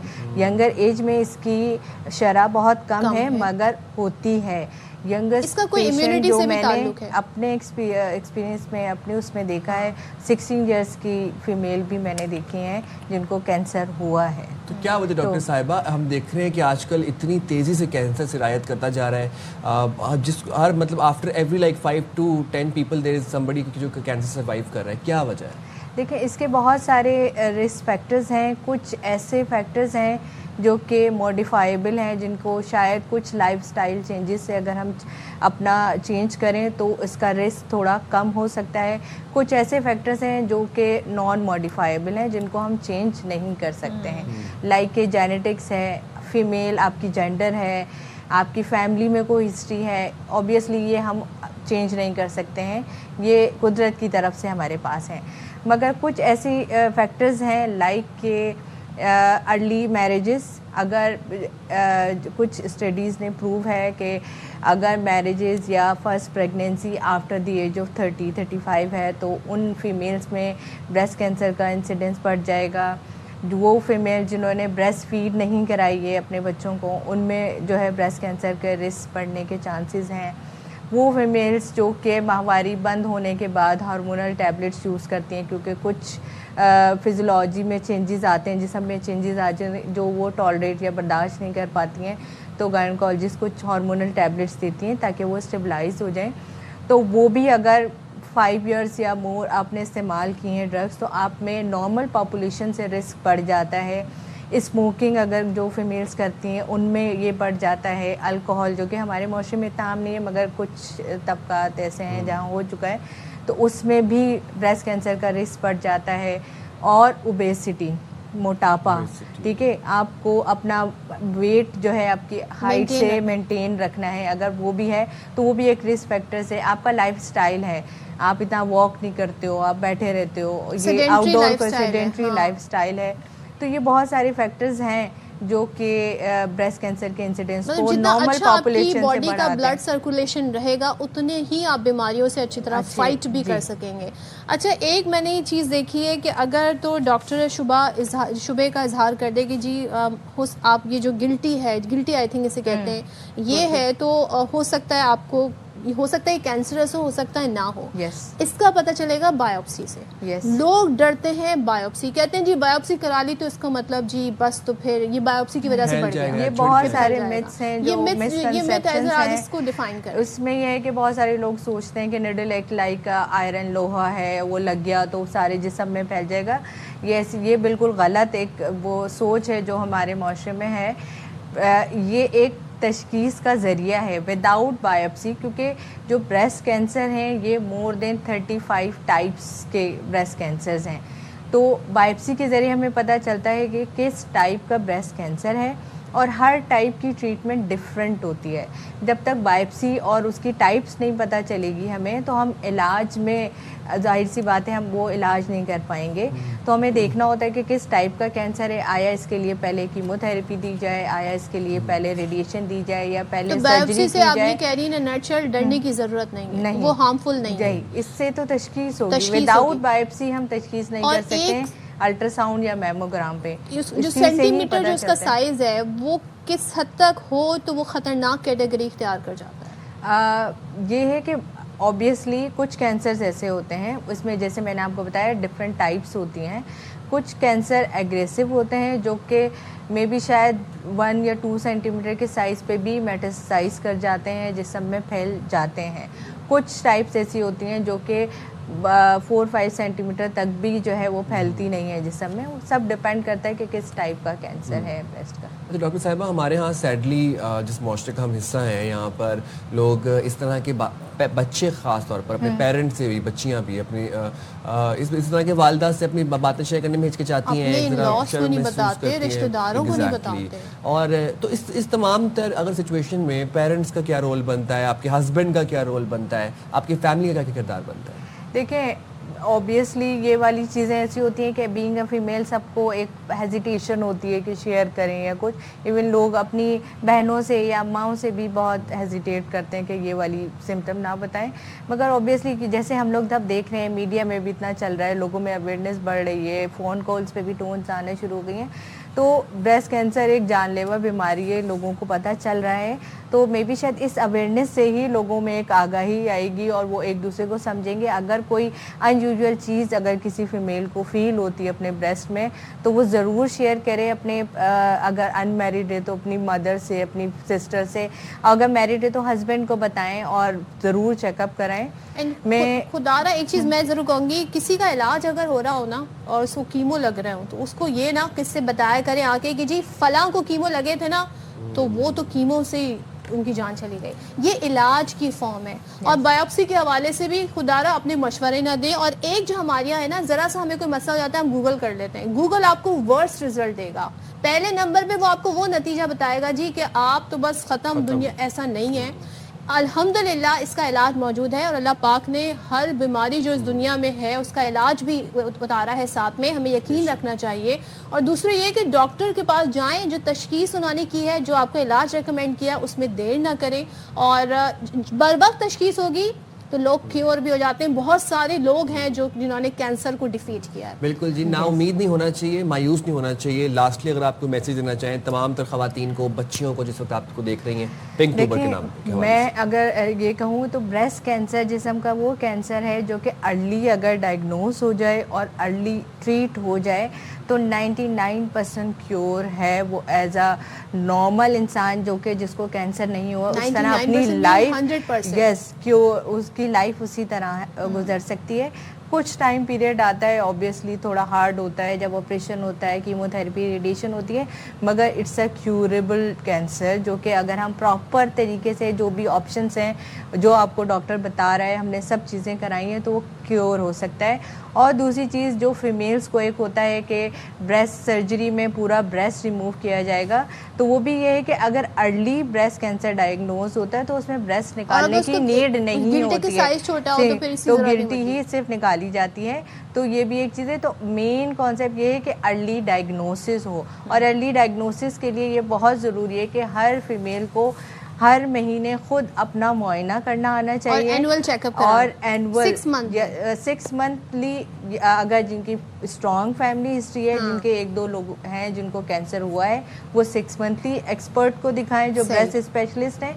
वरना ईयरली आपको ज़रूर एक फीमेल को दिखाना है, ख़ासतौर पे after the age of 40, at the age of 40 अपना रूटीन बना लेंगे. साल में एक बार विदाउट एनी सिम्टम्स भी आपको डॉक्टर को ज़रूर दिखाना है और एक मेमोग्राम ज़रूर कराना है. इसी तरह हम अर्ली डिटेक्ट कर सकते हैं और अर्ली ट्रीटमेंट स्टार्ट. बिल्कुल अर्ली डिटेक्शन होगा तो 100% आप समझे 99% लोग इससे क्योर हो जाते हैं. Thank you so much doctor साहिबा. और दूसरा ये हम सिर्फ यहाँ कैंसर की बात नहीं कर रहे हैं, इवन के डायबिटिक्स पेशेंट भी हैं, कोई भी पेशेंट है, आप अगर अपना एनुअल चेकअप कराएंगे तो आप अपनी सेहत को बहुत बेहतर रख सकते हैं. और अल्हम्दुलिल्लाह आज हम उस वक्त में जी रहे हैं जहाँ पर हम इन तमाम हम पिंक अक्टूबर के हवाले से, ब्रेस्ट कैंसर के हवाले से वाज़े अल्फाज में बात कर सकते हैं. This is what makes me very satisfied at this point. जाएंगे छोटी सी ब्रेक पे, हाजिर होंगे ब्रेक के बाद. रहते हैं बस.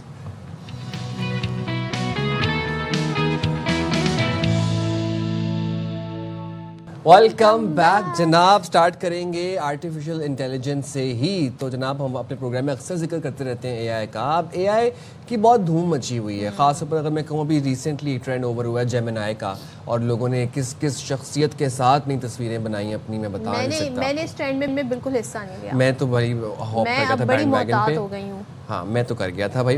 मोहतात से मुराद ये कि जितना एआई हमारी ज़िंदगियों में सिरायत कर चुका है, अब there is no going back. अभी भी अगर आपको लगता है कि एआई हमारे फ़ोन में नहीं घुसा हुआ, हमारी लोकेशन नहीं ट्रेस कर रहा या हमारी गैलरी में नहीं है, सो यूर जस्ट दिल को तो तसल्ली देने वाली बात है. लेकिन देखें एक चीज़ होती है कि आपसे कुछ चीज़ों की परमिशन मांगी जाती है. जब जैसे कि फॉर इंस्टेंट इंस्टा आपसे आपकी जो गैलरी है उसकी फुल एक्सेस मांगता है. लिमिटेड एक्सेस भी है तो there must be a reason कि लिमिटेड एक्सेस भी है.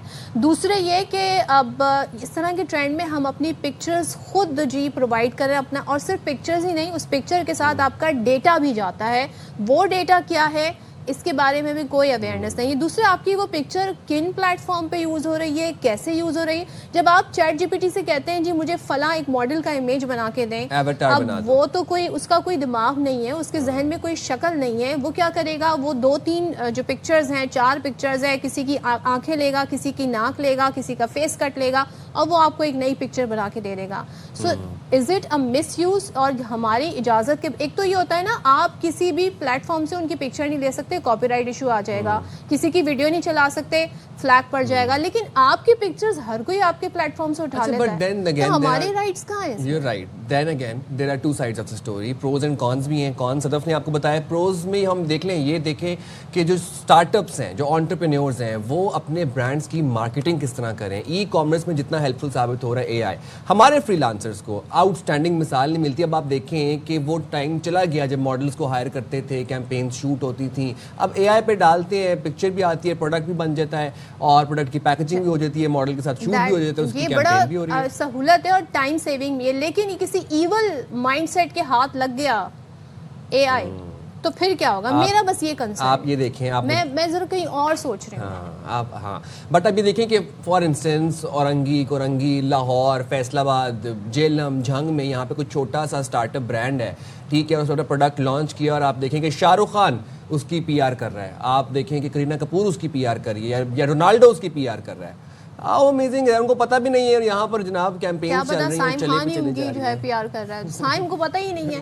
چلے جی, ایکسپرٹ ہمارے ساتھ ہے, ہم نے اپنا علم جو ہے وہ اب جھاڑ دیا آپ کے سامنے. اب ایکسپرٹ سے بات کر لیتے ہیں. بات کرنے کے لیے موجود ہے آئی ٹی ایکسپرٹ سید اسفر حسین. السلام علیکم. آپ ہمیں باتیں کافی انجوائے کر رہے ہیں. جی جی, تو یہ بتائیں جی, یہ پروز کونس, ہیوی ویٹ کس کا زیادہ ہے؟ ہمیشہ کونس کا ہوتا ہے کسی بھی نئی ٹیکنالوجی کے ساتھ. Responsible a I, responsible use of computers, responsible machines کا یوز, رسپانسبلٹی چاہیے ہمیں. رسپانسبل ہوگا, ایتھیکل ہوگا, گائیڈ لائنس فالو کرتے ہوئے ہوگا تو بہترین ہے. کیونکہ اگر آپ دیکھیں, اہم یہ نہیں ہے کہ اس کا استعمال سے خرابیاں ہو رہی ہیں, وہ تو ہم ایک طرف دیکھ رہے ہیں. اہم یہ ہے کہ اس سے فوائد کتنے ہو رہے ہیں. فوائد سے سب سے زیادہ ہمیں جو ہم دیکھ سکتے ہیں, ابھی فری لانسرز کا ذکر ہوا, ٹیکنالوجی سے لوگوں کے روزگار اور تیزی بڑھ رہی ہے, لوگوں کے لیے بہت سارے مواقع بن رہے ہیں, تو ہم اس کے فوائد زیادہ دیکھتے ہیں. نقصانات ہیں ضرور ہیں, لیکن وہ صرف جب رسپانسبلٹی سے, آپ نے جتنے کیسز بتائے اس میں رسپانسبل اے آئی ہونا چاہیے, ایتھیکل ہونا چاہیے, اور قوانین, کیونکہ ابھی تک دنیا بھر میں بھی اگر ہم گلوبل پرسپیکٹو دیکھتے ہیں تو گلوبلی بھی کوئی بہت سادہ قوانین نہیں ہیں, انٹلیکچوئل پراپرٹی پہ جیسے نہیں ہیں. اس لیے پریشان ہوں کہ دیکھیں ابھی امریکہ میں الیکشن ہوئے, اس الیکشن سے پہلے ایلون مسک نے ٹویٹر خرید لیا. کیوں؟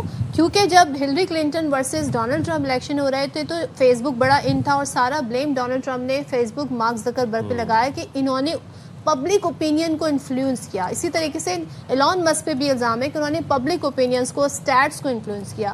اب اگر اس طرح سے ان ایپس کا استعمال ہونے لگے گا تو فیوچر میں پھر کیا پریڈکٹ کیا جا سکتا ہے؟ تو وہ ظاہر ہے, اب جیسے آپ لوگ بتا رہے تھے, ان کو اکثر ڈیپ فیکس کہتے ہیں, یا فیکس, یہ فیک ہے کہ اگر کسی سیلیبریٹی انڈورسمنٹ آپ کو نہیں کر رہا اور آپ اس کی سیلیبریٹی انڈورسمنٹ دکھا رہے ہیں تو وہ تو فیک, وہ تو ایک طرح سے کرمنل ایکٹ ہے.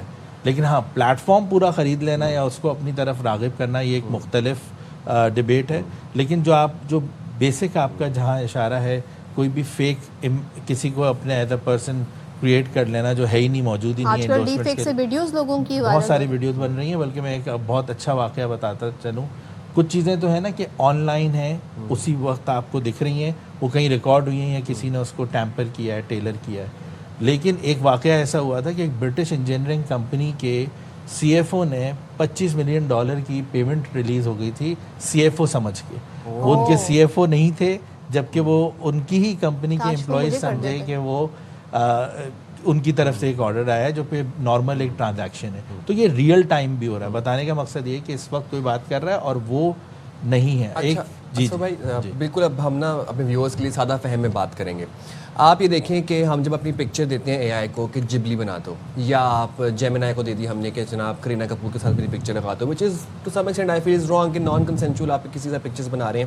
اب اے آئی کیا کر رہا ہے کہ ہم فار انسٹنس میں پرومپٹ ڈالتا ہوں کہ کسی بھی رینڈم خاتون کے ساتھ میری تصویر بنا دو, ایسے ایسے میں مالڈیوز میں, فلانا فلانا فلانا لیفٹ رائٹ. اب اے آئی کیا کر رہا ہے کہ اے آئی کے پاس جو ڈیٹا موجود ہے وہ اس میں سے کسی کی آنکھیں پکڑ رہا ہے, کسی کی فیس کٹ پکڑ رہا ہے, کسی کی ناک پکڑی, کسی کی. اب دنیا میں 6-7 ارب 8 ارب لوگ ہیں, ایگزسٹ تو کوئی نہ کوئی کرتی ہوگی اس طرح کی. اب جو ایگزسٹ کرتی ہے اس کو بھی نہیں پتا, جو بنا رہا ہے اس کو بھی نہیں پتا, قصور کس کا ہے, اے آئی کا ہے. تو ہماری شکل کا کوئی انٹلیکچوئل پراپرٹی رائٹ ہے؟ اب تو یہاں پر لوگ یہ سوچ رہے ہیں. یہ جو آئی پی ہے یہ ایک گلوبل ڈیبیٹ ہے, ایک عالمی طور پہ اس پہ ڈسکشن ہو رہی ہے. امریکہ میں آئی پی لاز الگ ہیں, یورپ میں الگ ہیں, اور ہم انہی کو فالو کرتے ہوئے یہاں پاکستان میں لوکل آئی پی لاز کہتے ہیں. اس طرح کی پروٹیکشن ابھی ڈائریکٹلی نہیں آئی ہے, لیکن یورپ کے کچھ ممالک میں, خاص طور پہ برطانیہ میں, یہ ڈیبیٹ ہے کہ جو آپ مشین کو یعنی سسٹمز کو, کمپیوٹرز کو بھی ڈیٹا دے رہے ہیں, اس کی اونرشپ بھی آپ کی ہے. تو جس وقت اگر آپ ان پٹ کر رہے ہیں کوئی ایسا ڈیٹا, تو آپ لائبل ہیں اس ایکشن کے لیے. میں اکثر یہ جو ابھی یہ ساری ڈیبیٹ ہو رہی ہے, اگر آپ دیکھیں تو فوٹو شاپ یا دوسری سافٹ ویئرس کا استعمال بہت پرانا ہے, اور وہ بھی اسی طرح غلط یوز ہوتا تھا کہ کسی نہ کسی کے ساتھ آپ کسی کردار کے ساتھ جڑ جاتے تھے. یہ چیز اب ہمارے عام فہم ایسے استعمال ہو رہی ہے چیز جو ہم روزانہ کی روزمرہ کی چیزوں میں یوز کر رہے ہیں, اس لیے ہم اس کا امپیکٹ اور زیادہ دیکھ رہے ہیں. اس میں رسپانسبلٹی سے جب یوز ہوگا تو میرے خیال سے یہ مسئلہ حل ہو جائے گا.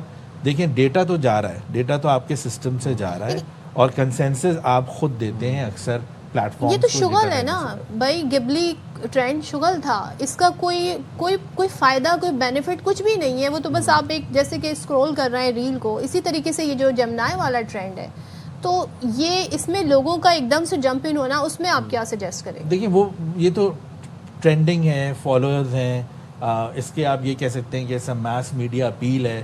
اس کا زیادہ یہ ہے کہ لوگ اپنے آپ کو ایز انفلوئنسر سے جڑنے کے لیے, اپنے آپ کو اس لارجر دین لائف زندگی میں آنے کے لیے دیکھتے ہیں, اس ٹرینڈ کا حصہ بنتے. اس میں زیادہ سائیکولوجیکل یا ذہنی طور پہ اس ٹرینڈ کو فالو کرنا, جو کہ گلوبل, یہ ایسے ہی ہے کہ اگر کورین پاپ مشہور ہوا تو پوری دنیا کورین پاپ کے پیچھے, میں اس کو اس طرح دیکھتا ہوں. لیکن جو آپ دوسری بات کر رہی ہیں, اس میں ظاہر ہے کرمنل انٹینٹ, یا جیسے میں نے ابھی بتایا کہ ان سے $25 ملین لے لیے گئے, یہ ایک دوسری طرف ہے. ایک چیز کو فالو کرنا یا ڈیٹا سے اس کی اینیمیٹڈ ورژن یا اس کا ڈفرینٹ طرح کے ورژنز بنانا, اس میں میرے خیال سے سیف یوز ہو سکتا ہے وہ, کیونکہ آپ انڈیویجول لیول پہ کر رہے ہیں, انفرادی لیول پہ کر رہے ہیں. لیکن جہاں کرمنل ہے یا کسی بڑی شخصیات کو کوئی ٹارگٹ کرنے کے لیے کوئی ایسی چیز بنتی ہے, وہ سیریس لا انفورسمنٹ والے مسائل ہیں جو دنیا بھر میں دیکھیں گے. ایگزیکٹلی, میں اب لا انفورسمنٹ اینڈ پروٹیکشن کی طرف آپ سے بات کرنا چاہ رہا ہوں کہ اگر for instance non consensual without the consent of the other person آپ کی تصویر کو استعمال کرے, میری کر لے, آپ کی کر لے, کسی خاتون کی کر لے, اجازت کے بغیر کرے, تو اس کے اوپر پھر ہمیں کس کا راستہ اختیار کرنا چاہیے, کون سا دروازہ کھٹکھٹانا چاہیے؟ لا انفورسمنٹ پروٹیکشن انفرنجمنٹ ہے, لیکن ظاہر ہے وہ سوشل میڈیا ریلیٹڈ تو پیکا لاز ہیں پاکستان میں اور دوسرے لاز ہیں, لیکن ویسے یہ بھی انفرنجمنٹ آف پرائیویسی ہے. اور ظاہر ہے اس میں بھی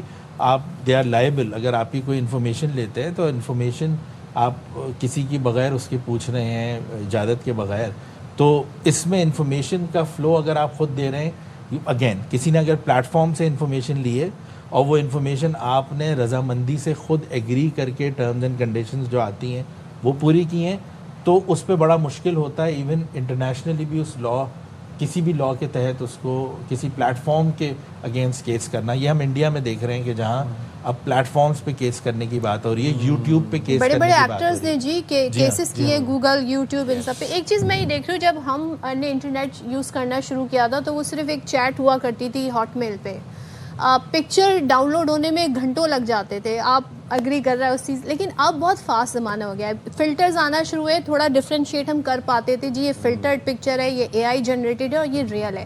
لیکن اب وہ چیزیں اتنی ریفائن ہو رہی ہیں اس کی کوالٹی کے اصل نقل کا فرق جو ہے وہ کھوتا جا رہا ہے. تو کیا کوئی ایسی اس کی کاؤنٹر ایپس ہوں گی, کوئی کاؤنٹر چیک اس پہ ہوگا ساتھ ساتھ جو اصل و غلط کو چیک کر سکے؟ دیکھیں انہوں نے, میں کارپوریٹ سیکٹر کا وہ اگزامپل دوں گا, اس میں انہوں نے یہ کیا کہ جب ریئل ٹائم میں ان کو دھوکہ ہوا کہ وہ ایک ہی کسی نے امپرسنیشن کی کسی کی اور وہ $25 ملین لے گئے, تو اس میں انہوں نے ایک چیک یہ بھی بتایا تھا کہ آپ ریئل ٹائم, جیسے ون ٹائم پاسورڈ ہوتا ہے نا, اسی طرح آپ کال کر کے چیک کر سکتے ہیں کہ یہ ریئل پرسن ہے یا نہیں. اسی طرح اے آئی کی فیک ہونے کا یا کسی سافٹ ویئر سے جنریٹڈ امیج ہونے کا ڈفرینٹ کمپنیز اس پہ کام کر رہی ہیں. اس میں بہت اہم میں رول ادا بتانا چاہوں گا کہ سائبر سیکیورٹی کو اس ملک میں, لیکن کسی کی ویڈیو خدا نخواستہ وائرل ہوئی, وہ تو آپ لوگوں کو لاکھ توجیہ تعویلیں دیتے رہیں, قسمیں کھاتے رہیں, لوگ تو یقین ہی نہیں کریں گے.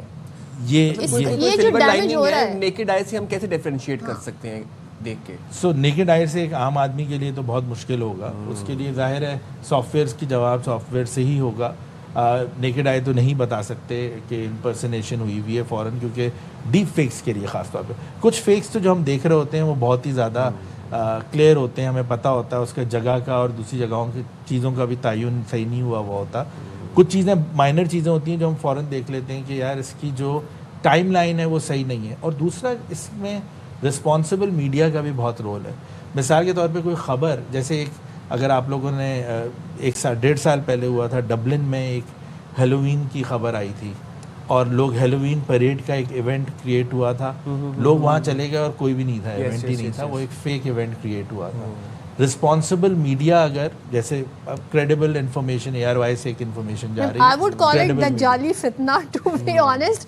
میں ٹیکنالوجی پہ یقین رکھتی ہوں لیکن کہیں نہ کہیں پہ کوئی چیک اینڈ بیلنس ہونا چاہیے. ہمیں پتہ چلنا چاہیے کوئی ریگولیٹری باڈی ہے جو یہ میک شور کرے گی کہ غلط ہاتھوں میں ایول مائنڈ لوگوں کے پاس نہ چلا جائے, کیونکہ اس سے پھر دنیا کا پورا ایک سسٹم جو ہے وہ چینج ہو سکتا ہے. صحیح غلط جو ہے آگے جا کے پھر وارز بھی جو ہے, جیسے آپ ایک روبوٹ کو انسٹرکشن دیں گے جا کے جی یہ بندہ اڑانا ہے, روبوٹ ہے, انسان تو نہیں. تو گلوبل دیکھیں وہ تو ڈرونز اور دوسرے استعمال بھی ہیں ہر طرح کی چیز کے لیے. میں یہ کہہ رہا تھا کہ جیسے ہم اے آئی فار گڈ کی بات کر رہے ہیں نا, اچھائی کے لیے, اسی طرح ہم رسپانسبلٹی اور ایتھکس کی بات کریں, جو آپ بات کر رہی ہیں وہی گلوبلی اس بات پہ بھی طے ہو جائے گا کہ کیا رسپانسبل ہے, کیا ایتھیکل ہے, کیا بہتری کے لیے. جب یہ لاز طے ہو جائیں گے, اور اس میں یو این اور ڈفرینٹ انٹرنیشنل ایجنسیز بھی بات بھی کر رہی ہیں لیکن وہ پوری طرح سے سامنے آئیں گی, تو ہم یہ کہہ سکتے ہیں کہ کیا چیز گلوبلی یا عالمی طور پہ طے شدہ صحیح ہے ملک کے لیے اور پوری عالم کے لیے. زبردست, thank you very much Asfar صاحب, آپ نے باخبر سویرا کے لیے وقت نکالا اور ابھی بڑا اچھا واقعہ انہوں نے سنایا. میرے بھی دماغ میں کیا آیا, میرے ایک دوست تھے, انہوں نے وہ ریویوز لکھتے تھے فار ہوٹلس, تو ایک دن ان کے دماغ میں کوئی شرارت آئی تو انہوں نے اپنے دوستوں سے کہا کہ جناب ایسے انہوں نے کوئی فرضی پکچرز وغیرہ بنائی, اے آئی سے بنائی, انہوں نے پکچرز وغیرہ نکال کے ڈالی. انہوں نے کہا کہ اب تم گوگل ریویو دو میرے ہوٹل کے اوپر. ان کے دوستوں نے ریویوز ڈالنا شروع کر دیے. اب لوگوں, وہ ظاہر سی بات ہے ایس سی او ہوتی ہے, وہ سرچ انجن آپٹیمائزیشن ہوتی ہے, اب لوگوں نے کال کرنا شروع کر دی کہ ہمیں بکنگ چاہیے. بکنگ تھی نہ کوئی ہوٹل تھا. پھر وہ سال یہ تماشا چلتا رہا, وہ کہتا تھا بک ہے, میرے پورا ہوٹل بکڈ ہے, اوور بکڈ ہے. تو وہ وہاں پہ ڈیمانڈ بڑھتی رہی. پھر انہوں نے خیر 1.5 سال بعد کچھ لوگوں کو بلا کے چائے پلا کے انہوں نے کہا ہوٹل شوٹل کچھ نہیں ہے. اب تو ڈاکٹرز بھی چیٹ جی پی ٹی سے تیار ہونا ہے, تو لوگ اپنی صحت کا خیال رکھیں. آئی ڈونٹ نو فیوچر کے ڈاکٹرز کیسے ہوں گے. مشکل ہوگی ڈاکٹرز کو, لائرز کو, کسی بھی کلیریکل کام کو بہت مشکل ہوگی, سب کو بہت مشکل ہوگی. انفارمیشن ساری موجود ہے, ہمیں بہت مشکل ہوگی جناب. ہمارے تو اتنے پہلے ہم گوگل سے تنگ تھے, گوگل کی جو سرچ ہمیں آتی تھی, سر درد لکھو تو پتہ نہیں ہمیں کون سی بیماری بتا دیتے تھے. اب اے آئی, لیکن اے آئی کا اچھا استعمال کیا جا سکتا ہے, ہر چیز کا بہتر استعمال کیا جا سکتا ہے. تھینک یو, بہت شکریہ سید اشرف صاحب. تو جناب بس خیال رکھیں آپ لوگ اپنا, اور جہاں پر ہم ٹیکنالوجی کی بات کر رہے ہیں وہاں پر ذرا پھر گرین انرجی سے جو انقلاب, جو ریفارمز آنے جا رہے ہیں ہمارے ملک میں, مختلف شہروں میں, صوبوں میں, اس حوالے سے بھی بات کر رہے تھے. تو الیکٹرک شٹل سروس سے لے کر ٹریک لیس ٹرین تک کے خواب کے سفر کی کہانی ہمیں بتا رہے ہیں پشاور سے نواب شیر اپنی اس رپورٹ میں. میں نے تعلیم جو ہے وہ کرالنگ کے تھرو لی, کوئی ٹرانسپورٹیشن نہیں تھی. مجھے محسوس ہوا کہ جو افراد باہم معذوری ہے ان کو سفر میں بہت زیادہ دشواریاں ہیں.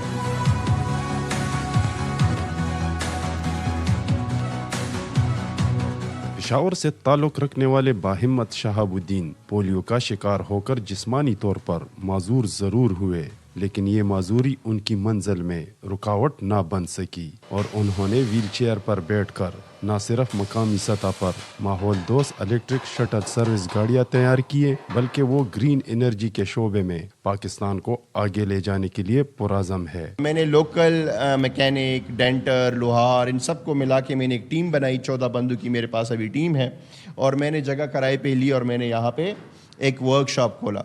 ابھی تک میں نے 34 گاڑیاں جو ہے وہ بنائی ہے, اور ریورس انجینئرنگ بھی اس کی ہے. شہاب الدین کا کہنا ہے کہ انہوں نے اس منصوبے پر کام کرتے ہوئے کئی مالی نقصانات برداشت کیے, لیکن کامیابی کا یقین کبھی متزلزل نہ ہوا. ان کی لگن اور عزم نے انہیں مسلسل آگے بڑھنے کا حوصلہ دیا.